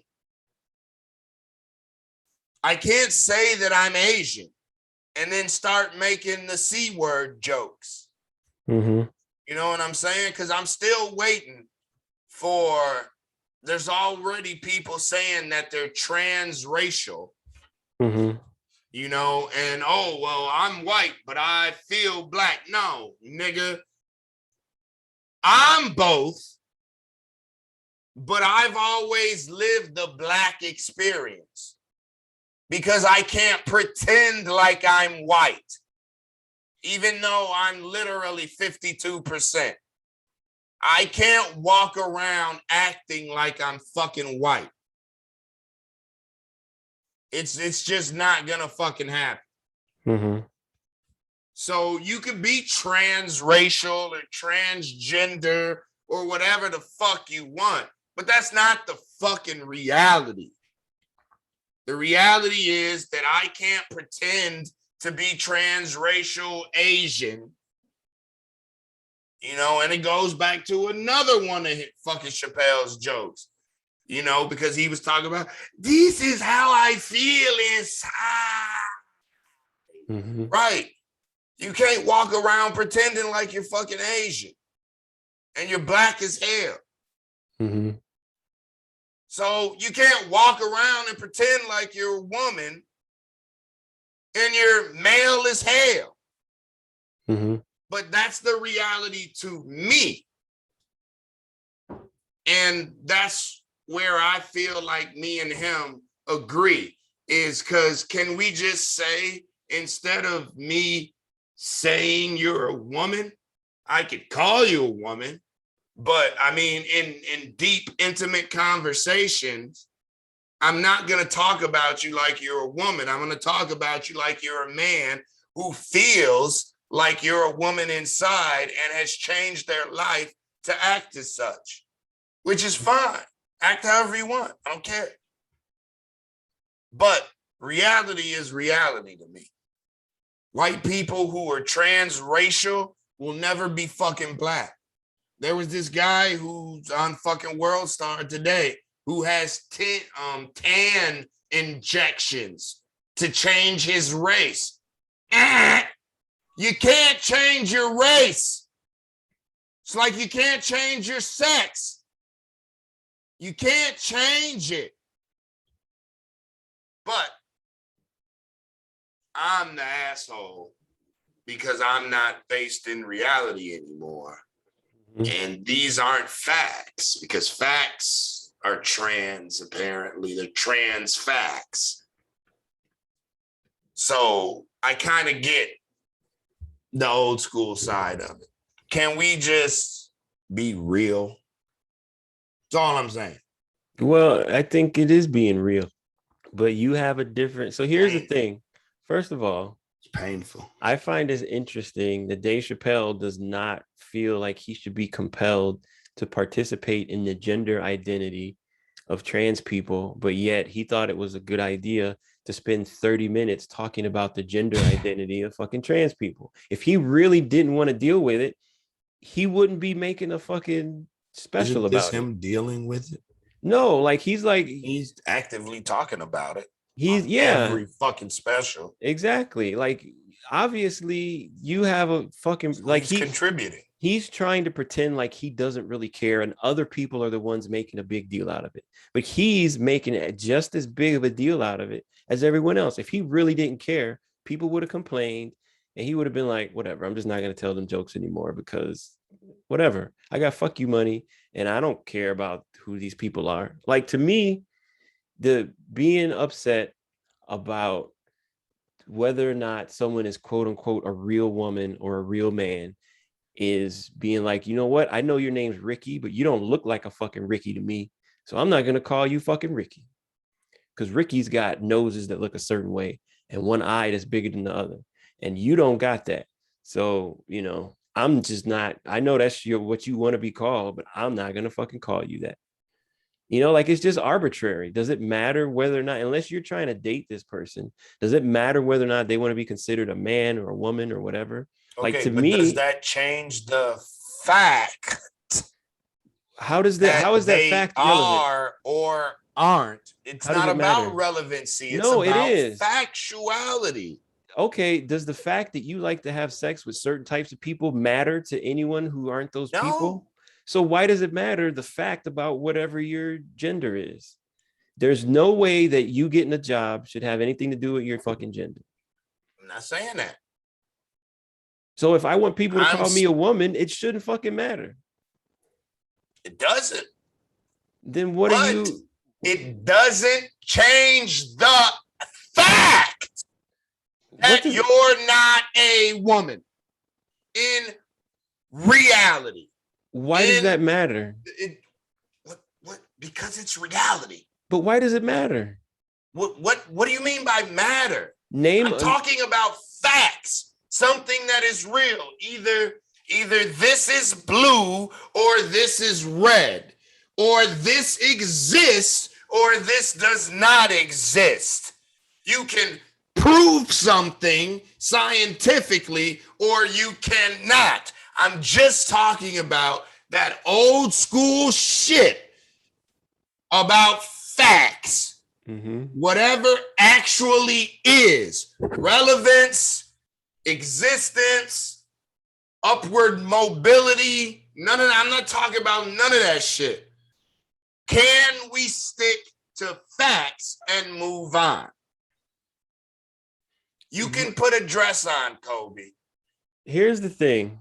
I understand what you're saying. First of all, a lot of people, including me, would disagree with you talking about these facts, because you have to be very specific about language. And a lot of people who are complaining about issues with trans people and their gender are confusing gender and what their biological sex is. And people do this all the time. But should I use the word sex instead of gender? Am I offending millions? It's not about offending. It's about being incorrect. You want to talk about facts? There's a difference between gender and sex. Gender is a social construct. Okay. Sex. Then that's not what I'm talking about. But that's what a lot of people are talking about. I'm talking about penises and vaginas and which one you were born with. Whatever that's called, you can't change.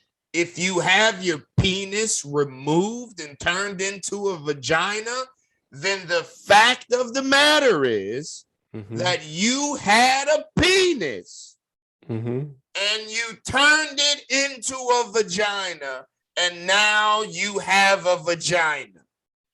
But nothing will ever change the fact that you turned a penis into a vagina or vice versa. I'm just talking about facts. That's okay. That's true. But you are assuming that the word man or woman is attached to genitals, and it's not. It's usually attached to gender. What is? Whatever word is. There isn't a word. Genitals, that's the point. That's the one that I'm looking for. There's not a word. And a lot of people. So sex is not attached to genitals either?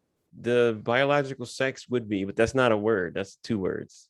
So that's a phrase. But people don't talk about that. So I'm looking for a phrase. Then. People talk biological sex is what I'm looking for. Think about the tweet that you mentioned. She didn't say anything about biological sex. She said woman and man. Most of the time, people who are in their feelings about this are always using the word woman I'm not going to call a man a woman Look, and a woman a man. I'm talking about whatever the phrase apparently is. If there's a word for whatever you were I assigned at understand that. birth, I like, understand that. And what I'm telling you is that you are arguing about a different thing than what a lot of these other people are arguing then about. what I'm telling you is no, I'm not. Then I'm just incorrect with my verbiage. I'm not arguing. Okay, yeah. If the fact is that gender doesn't exist because it's a construct, and time is a construct, and whatever else is a construct, and it doesn't actually exist. No, I'm just talking about, like I said, whatever you were born with, genitalia. Maybe I'm talking about genitalia. That's probably more what you're talking about. Maybe that's what I'm talking about then. But again, in that kind, you want to be called whatever. I'm for it. I'll do it. Cool. Whatever. Live your life as you could live your life as a furry for all I care. You're you know what, something poodle. You're a poodle. Okay, cool, whatever. All I'm saying is that in actuality, to me, in my head, you're not a fucking poodle. You were born with whatever genitalia you were born with, regardless of how you manipulate it. And you are being or living the life of something else. I don't see how come we can't still have the conversation. It's just, I'm not gonna pretend like somebody who was born with balls is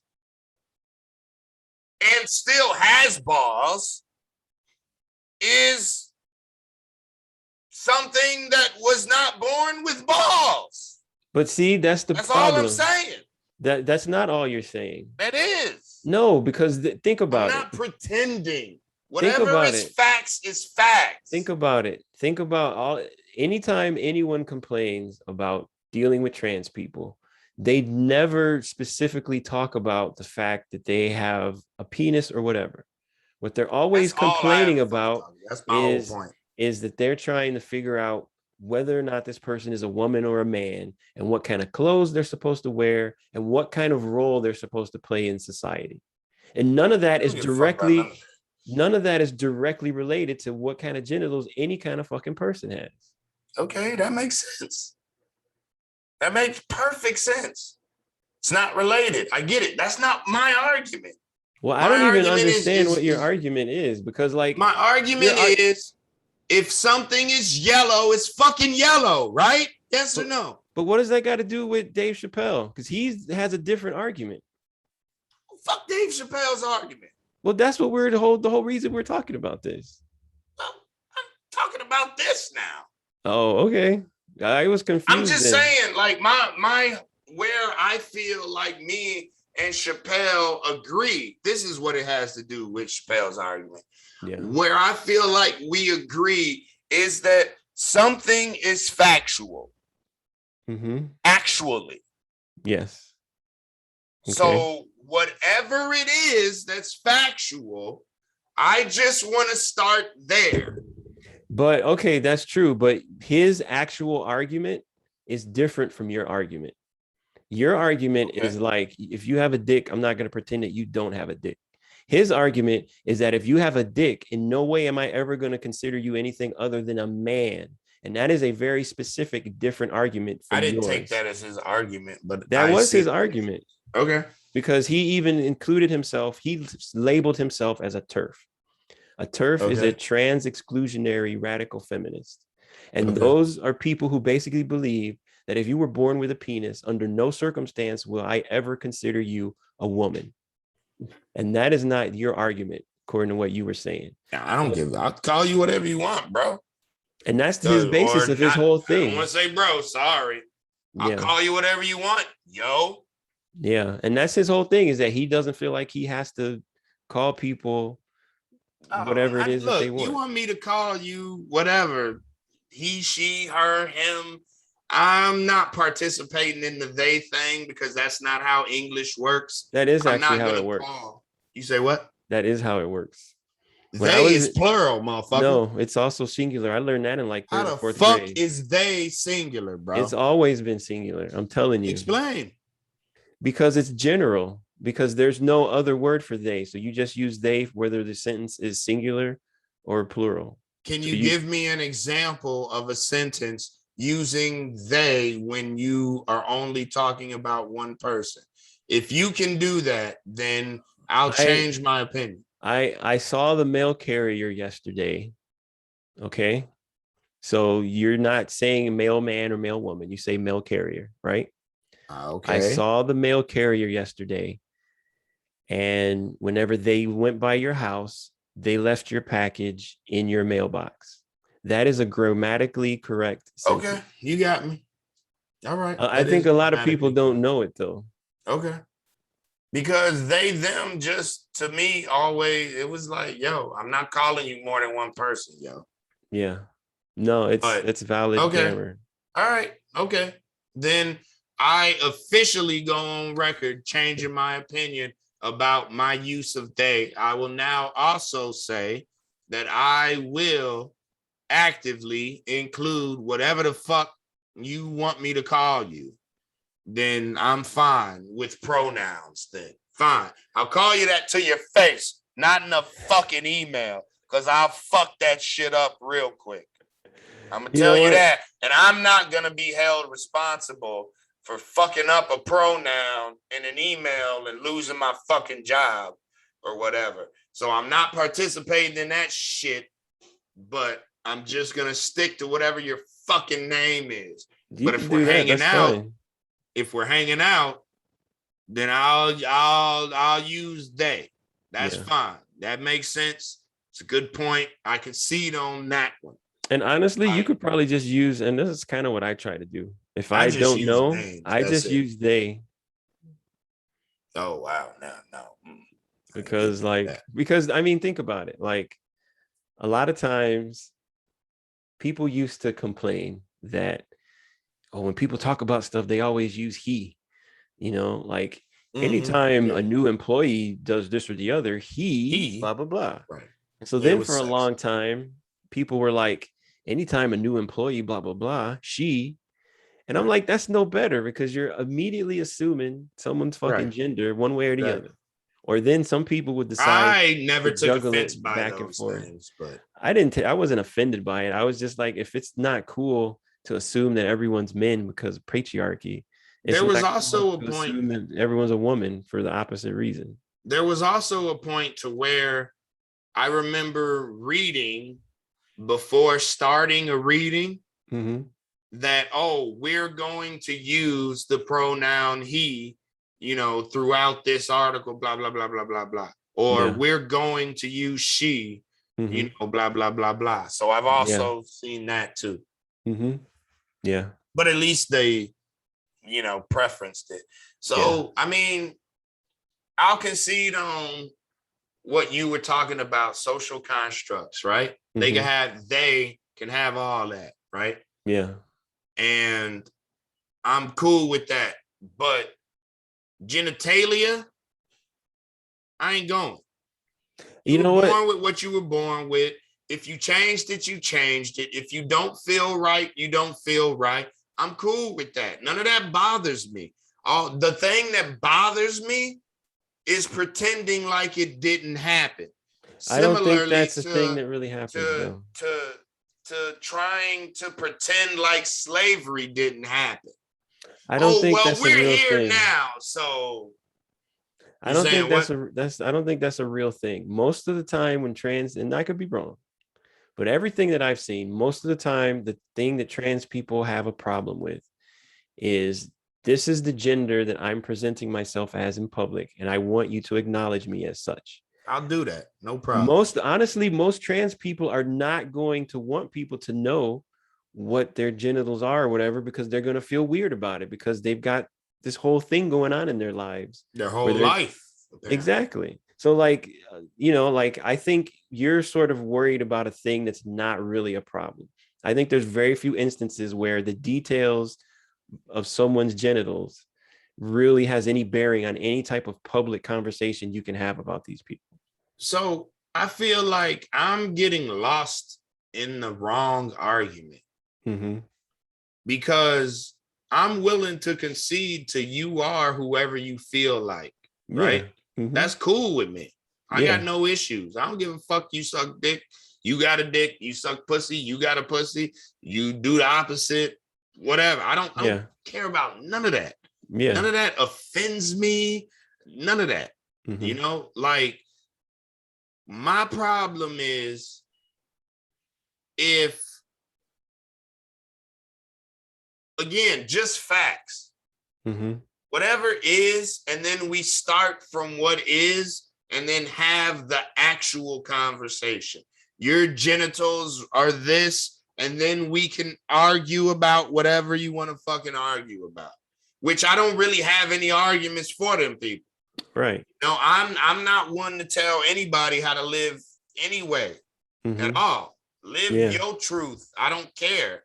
Mm-hmm. But if your truth isn't factual, and if you're trying to tell me you were born a woman and always have been, or you were born with a vagina and have always had one, when the actual fact is when you were 37, you had a surgery that altered a penis into a vagina, you're lying. That's all I'm saying. But I don't think be called whatever the fuck you want. Who cares? I don't give a fuck about that. I think you have gotten occasionally lost in the wrong argument, because honestly, there's very few people that I know have, again, I'm not an expert, but like that's not a thing that trans people are going to lie about, because they know that if their partner or whoever finds out or whatever. So I don't have an argument with them then. No, but I feel like people like you get brought into people like, because like Dave Chappelle has a different argument. But the way he presents it, I think it draws in more people like you who don't really care, because what he does is what a lot of people used to do, and even I used to do, is that you assume that when you say woman, that is tied directly to having a vagina. And it's not. It's tied directly to gender. And gender is not attached to genitalia at all. Exactly. And that's the big difference I think a lot of people don't understand. Is that they think all of those things are synonymous. They are all equal. They mean the same thing, and they don't. And I mean, to an extent, people used to think that they did. I mean, yeah. I mean, I've definitely been guilty of using them interchangeably in the past, but that's not the reality anymore. Those aren't the facts anymore. And that was fact has changed now. And that was the angle I was coming from Why Does It Matter? Because I was like, there's no situation where you would ever be in a discussion that someone's actual genitals matters. So why is that even a question? The closest I could come up with to an answer to that question would be in like a hunter-gathering situation. Yeah. Because whatever genitalia you were born with is going to have something to do with your bone structure. And I would also maybe bring that up when it comes to trans athletes, maybe. There was this new trans woman who just debuted in the UFC and beat the dog shit out of this non-trans woman or woman. Dude, just say woman. Like I'm being a dick. Yeah, but like and so there was this trans woman beat the shit out of this woman. And again, you live the first 32 years of your life as a man with the testosterone and the weightlifting and everything you were doing. I'm just saying, structurally, that's how I would answer your question about when does it matter or why does it matter. That's the only time is when we're comparing the physical activities of said persons, to the genitalia that the same sized individual would be able to carry and stuff, bone structure, muscle structure, shit like that.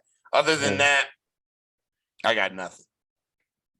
And you know what? That's understandable. But honestly, I feel like that's the old school lazy way to do it, because I feel like even a long time ago, and I always felt this, and this is maybe because I've never been like a sports guy. I've always felt like it shouldn't matter whether or not you're a woman or a man.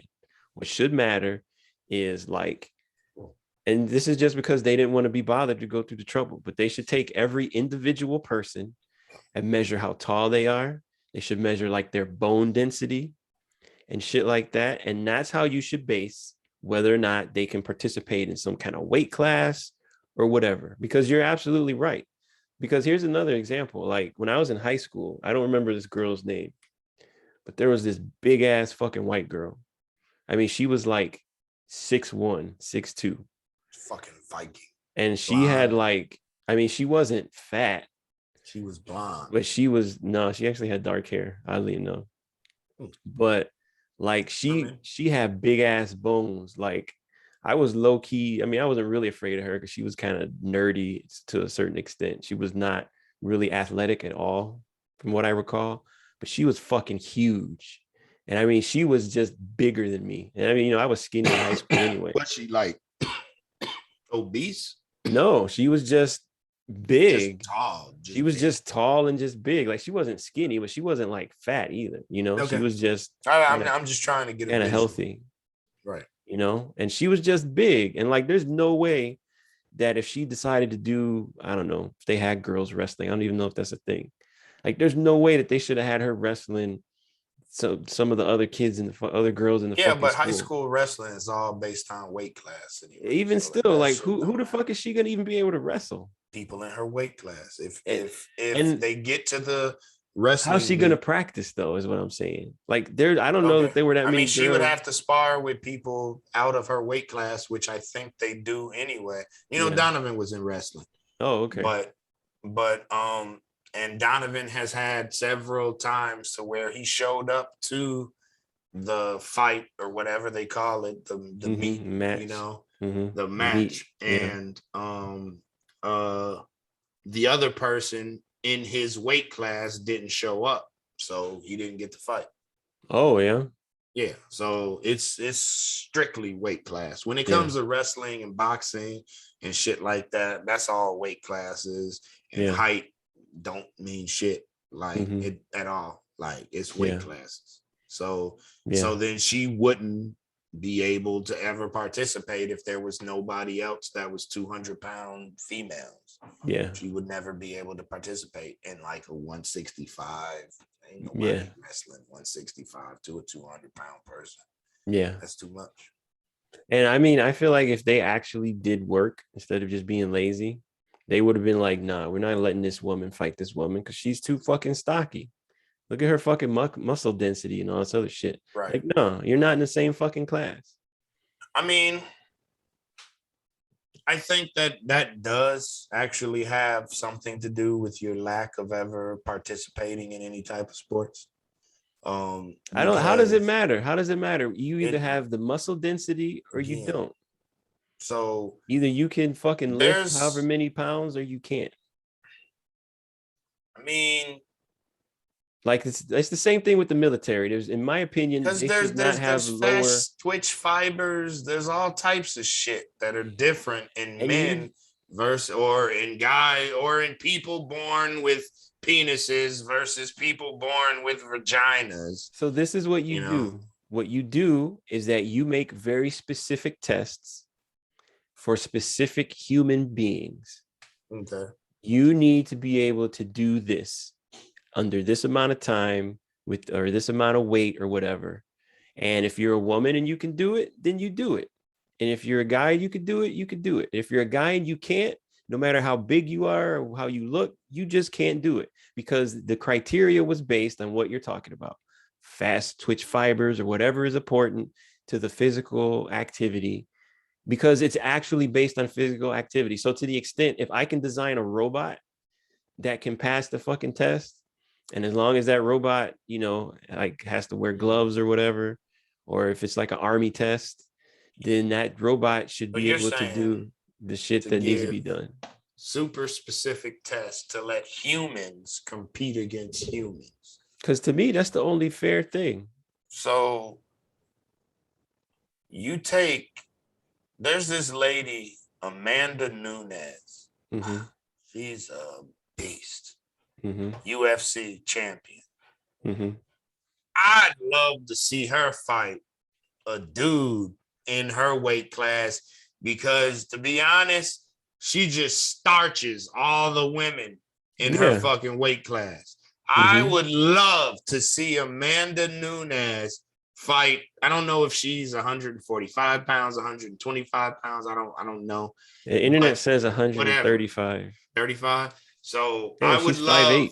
to see her fight another 135-pound human who was born with a penis, and I would still bet on her, depending on who the other human was. Of course, we got to talk about skill on the other side too. Mm-hmm. You know, but like, because you put her versus Usman, probably not. You put her versus Connor. I think Connor has done the 145 at a time, so he could drop down to 135. But you put her against certain people with certain skills. I think she could fare fine against people who were born with penises. Yeah. I think she is somebody who breaks or changes that statistic or record or whatever. She's phenomenal. Yeah. She's a fucking monster. And I mean, you got to think about it. If, again, I'm not a big sports fan, but I do believe that the better athlete should be able to win. And women right now are not allowed to participate with men in the quote unquote real side of the sports for the quote unquote real belts, Right. And so that's why I think they should come up with criteria. If the WNBA mixed, maybe they should even have like a game, like an all-star game, like a both gender all-star game or whatever they would call it. That'd be pretty cool to see how everything fares out.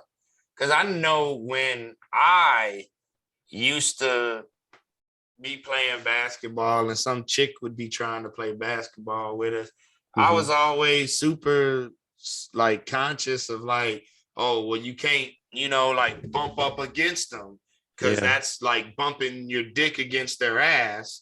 And what are you, harassing them? You enjoying this? No, I'm just fucking playing bad. Bump my dick against dudes' asses all the fucking time. I don't enjoy that shit.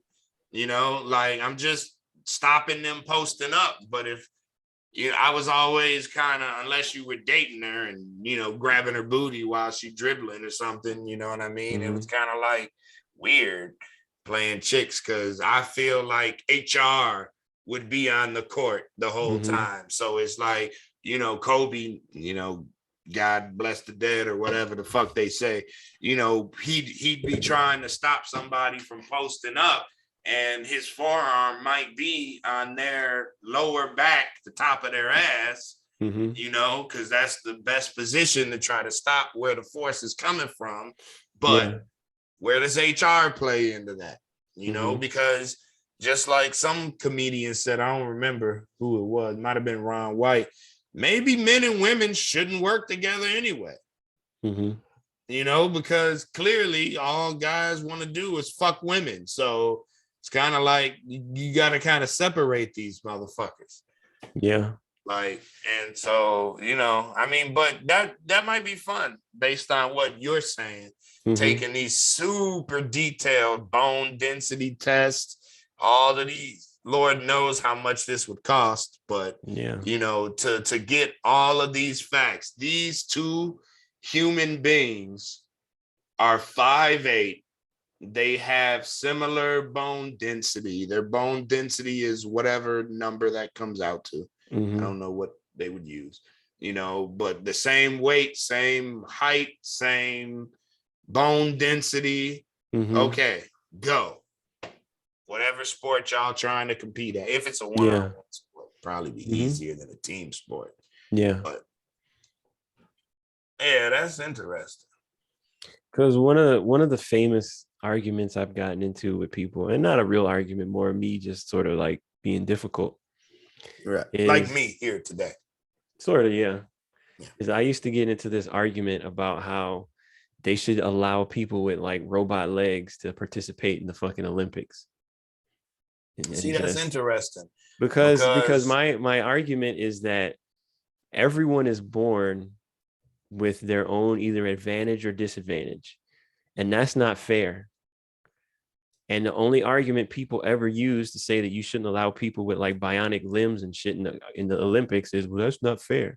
Well, that's no fucking different than me being a skinny motherfucker when I was in high school compared to like I went to elementary school with dudes with fucking pec muscles. These dudes were like in third, fourth grade with fucking pecs, like developed fucking pec muscles. How the fuck was that fair? I'm supposed to be playing basketball with these fucking animals. Also, I wanted to say, was it fair when the motherfucker lost his limb? Exactly. Was that fair? Mm-hmm. So, like, you know, if we're gonna do the Olympics and we're gonna be like, oh, the best human wins or whatever, then we need to just let everybody fucking compete. And if that means that everyone who wins the fucking long jump or whatever has fake legs, then so be it. Fake legs is the new fact. Because either we care about fairness or we don't. And if we do care about fairness, then we're going to have to start handicapping people based on if they have some kind of genetic, like there's a thing with swimmers nowadays compared to swimmers in like the 1920s, that they now selectively choose Olympic swimmers who have like long ass fucking arms and swimming shit, basically, who are naturally born with if you're built like Michael Phelps, you're in. Yeah, exactly. Dude's got like super webbed hands, and he's got these super long ass arms. Exactly. You know, like, come on. Like, he's definitely got an advantage, which, you know, I don't think anybody is created equally. So competition to see who's the best, I'm all for it. That's cool if that's what you want to do. Yeah. You know, there was something. What did you just say about damn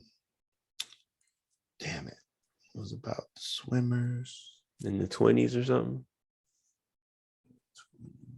How they select people for their natural attributes. I was before that. Anyway, all right, whatever. Maybe it'll come back to me. The only other thing I could think of is talking about just how it's not fair. If that's your argument, that's the same argument for me.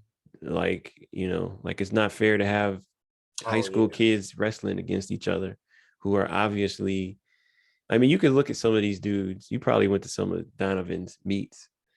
I didn't go, but I saw online because, you know, he goes. Okay, that's true. Yeah. But you would see and you'd be like, damn, look at that big swole ass fucking kid or whatever. And then you'd be like, oh, that kid looks like a normal fucking high school kid. You know what I mean? Like you could see who was naturally born with advantages. It was not difficult to see. To pick these people out.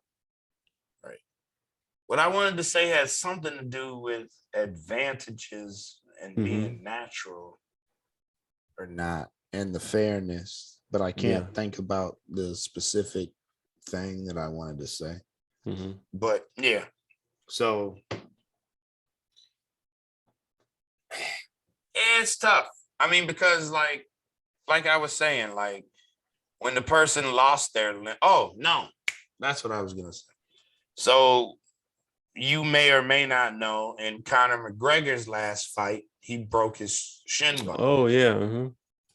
So now he has a metal shin bone. They replaced his shin. Who the fuck is gonna fight him now?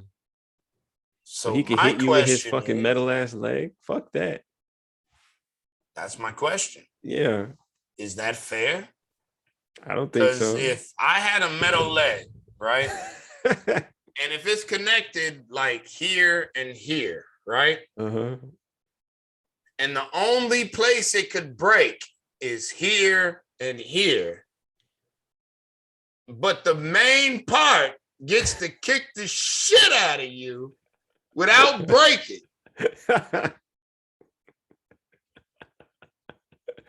Wouldn't you just be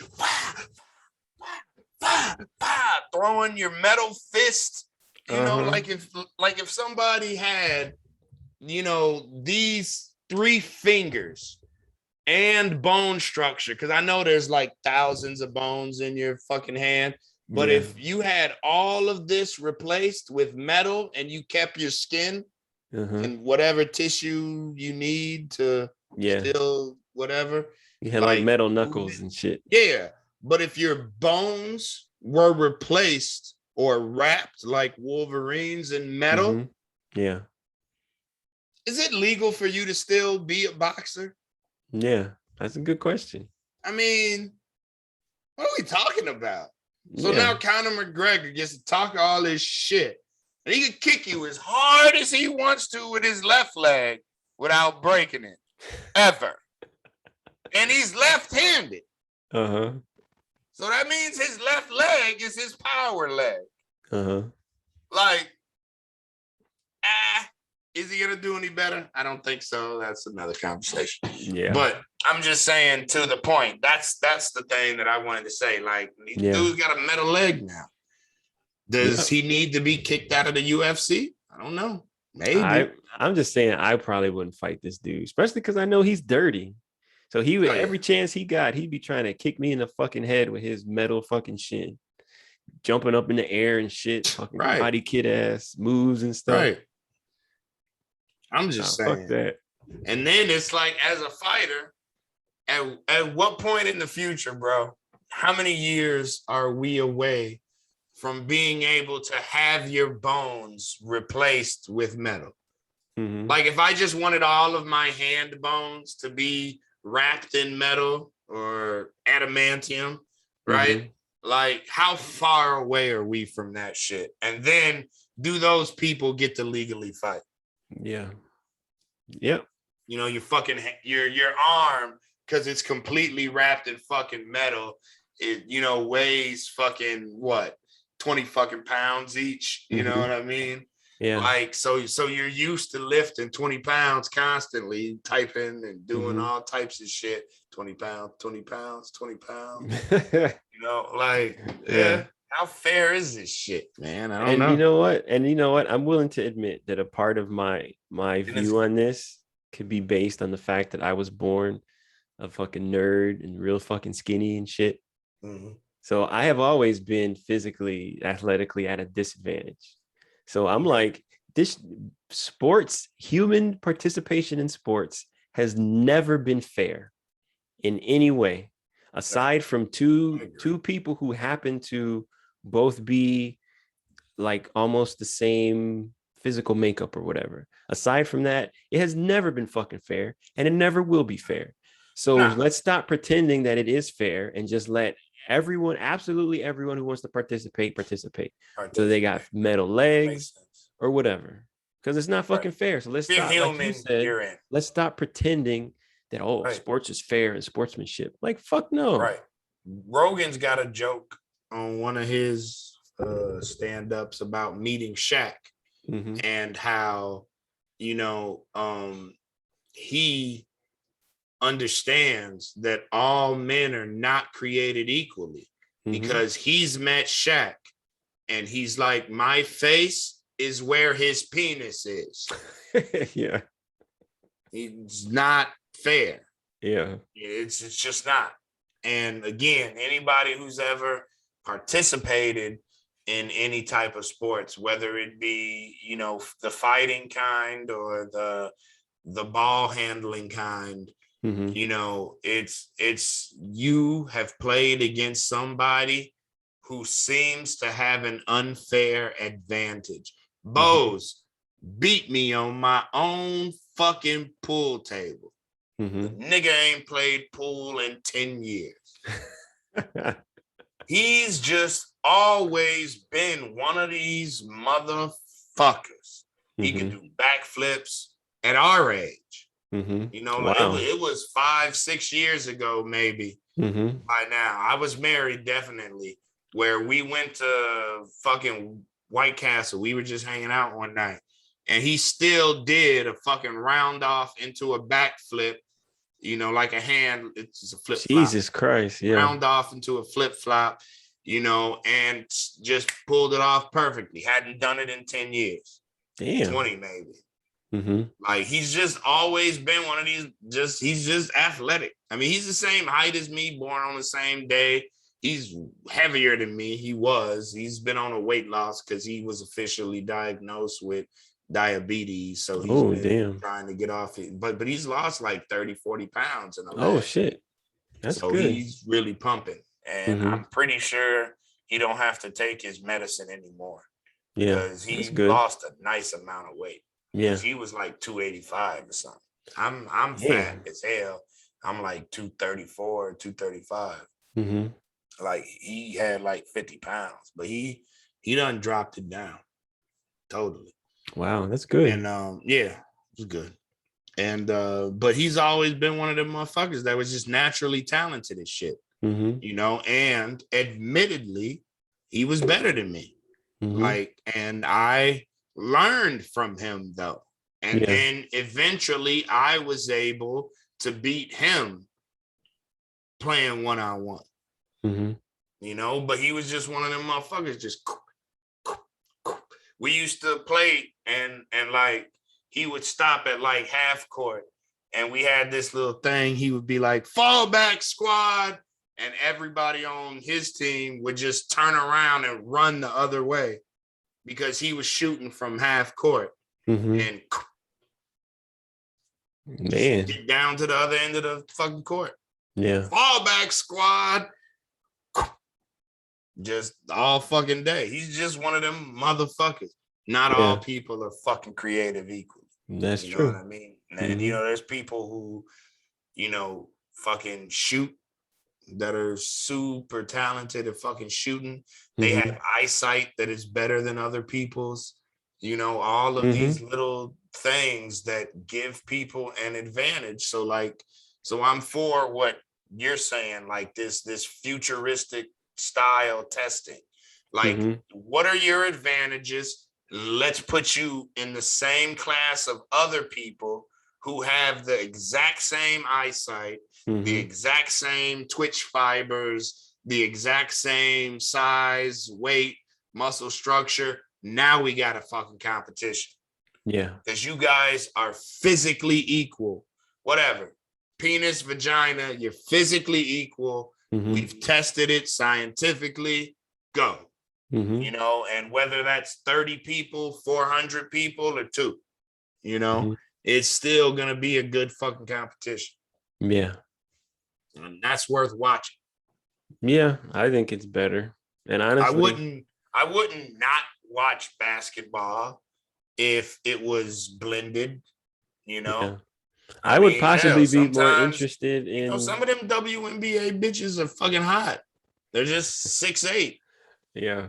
Fat old asses. 6'8", fat old ass. Sometimes that's nice to look at, Yeah. Sometimes it's not. I'm married.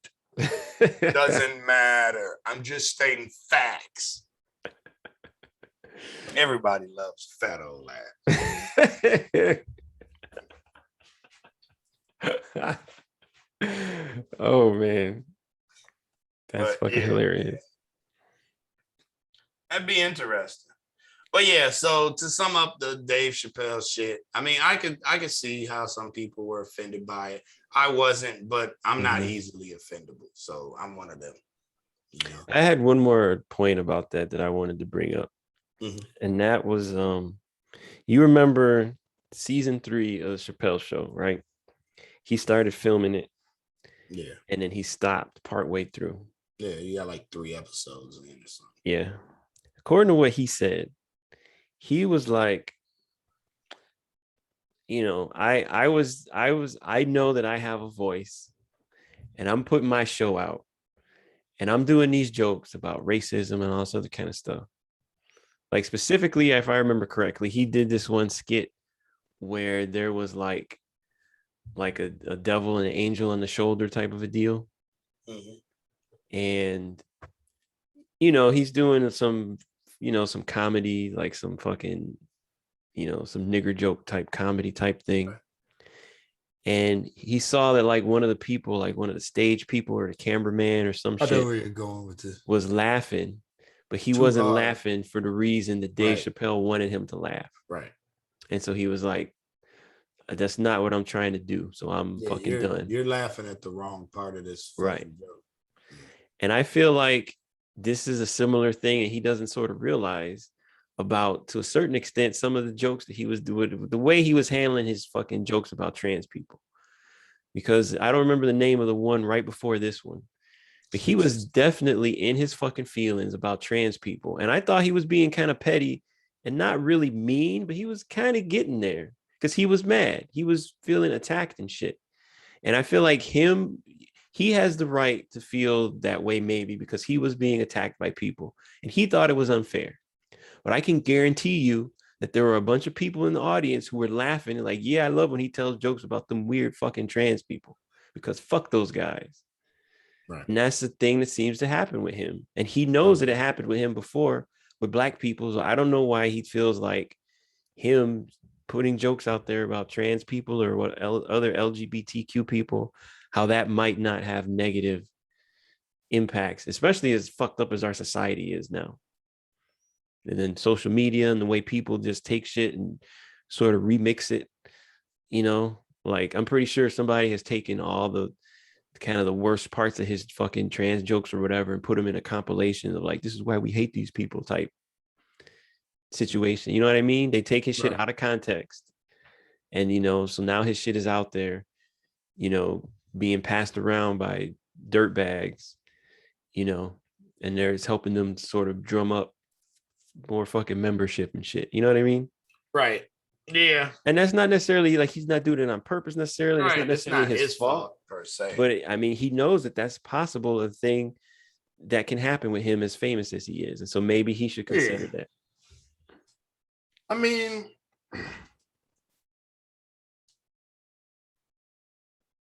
at the end of the day, whether somebody puts out and factually offensive, you know, it is offensive to people, special or not, I don't ever want to not be able to see it. And I just want freedom of speech to be freedom of speech. Now, I understand where slander and all of this other stuff comes into play. I'm not talking about that. Well, hold on. Before you go any further, freedom of speech is a concept specifically related to the government keeping you from saying something. That's actually what freedom of speech is. Okay. You have no right for Netflix to allow you to do anything or say anything. You have no right to force Facebook to, at least now, to allow you to say anything because it's like you're in their house and you don't have the right to go to someone's house and just say whatever the fuck you want without getting kicked out. Okay. So that's one thing that a lot of people confuse about freedom of speech. Whenever you get kicked off of Twitter, it has nothing to do with freedom of speech. It has to do with whether or not they want you saying whatever the hell it is that you're saying on their platform. So what I want to see is people to be able to express themselves however they see fit. And I would like for more conversations for people on opposing sides to happen publicly. What I don't want to see with this cancel culture shit is anybody being completely and utterly silenced. I want the homophobic guy and the homo to be able to have a conversation about their feelings openly on the internet. So I understand YouTube, Instagram, whatever, it's y'all private shit, but I just don't want it to get so bad with the cancel culture shit and the censorship shit, you know, to where conversations that end up being healthy, even though they start out unhealthily, to be able to actually still happen. I think people should be able to argue whether you believe in fucking black people's rights or not. If you think all niggers should be hung from trees like Christmas ornaments, okay, let's talk about it. But if you're not willing to talk about it, then I'm not talking about you. You know what I mean? Like, if you're a racist who is open to conversation, then I'm fine with you being racist. But just don't try to shut me up. And I'm not going to try to shut you up. Yeah. I'm not trying to change your opinion. I'm just trying to have a fucking conversation. And that's what I want. And that's what I'm against with this cancel culture, is because I feel like I don't find Chappelle's shit offensive. I don't think it should be. I don't think it was ill-intentioned. But, I don't think he should be able to be silenced either. And if there was somebody with the direct opposite argument, then I don't think they should be silenced either. Not silenced. And that's all I'm saying. That's all I hope for. Yeah. It's just the continued talk. We got to grow one way or another. I mean, look at our little conversation here. Got a little heated. Like, and, again, this is the only place that I ever find out how transphobic I am, or whatever the fucking case. Like, and, it's, it's conversations like this where people can grow. You know what I'm saying? Like, this is the only way to grow, is to, the only way that I would play basketball back in the day is if you were older than me, because it was harder for me. So that made me better. And I understood that it made me better because I had to try harder. Like, so the same thing, goes for like growth going forward. The only way for me to grow it all is to actually have a conversation with somebody who has an opposing opinion or a different opinion. It don't have to be opposing, but it could just be different. Yeah. And then, you kind of put me in my place, or I put you in your place, wherever y'all at, wherever you come to agree and you meet in the middle. But the conversation can't be stopped and cut off, is all I'm saying. And I feel like that's what a lot of this, because I can't stand that motherfucker Ben Shapiro. I could beat his ass. I hate that motherfucker. But I'll watch a motherfucking Ben Shapiro interview. Boy, I'll watch a Ben Shapiro interview, especially if he's on with one of the comedians that I listen to, Rogan or Segura or Bert or whoever. Yeah. Like, I'll fucking watch it, but I know this motherfucker's gonna piss me the fuck off by saying some dumb, ignorant ass shit about, oh, well, actually, black people, basically make their own problems. The fuck out of here, fuck nut. Like, this dude is an idiot. Fucking little motherfucking Jew. That's the most I could say about him. Without getting canceled myself. But he's such a little dickhead. He thinks he knows everything. Can't stand the guy, but I don't want him canceled. Yeah. I don't want him canceled. Like, we're just on the opposite side of everything. That's all. Yeah. Like, dude's probably never even punched a nigga in the face before.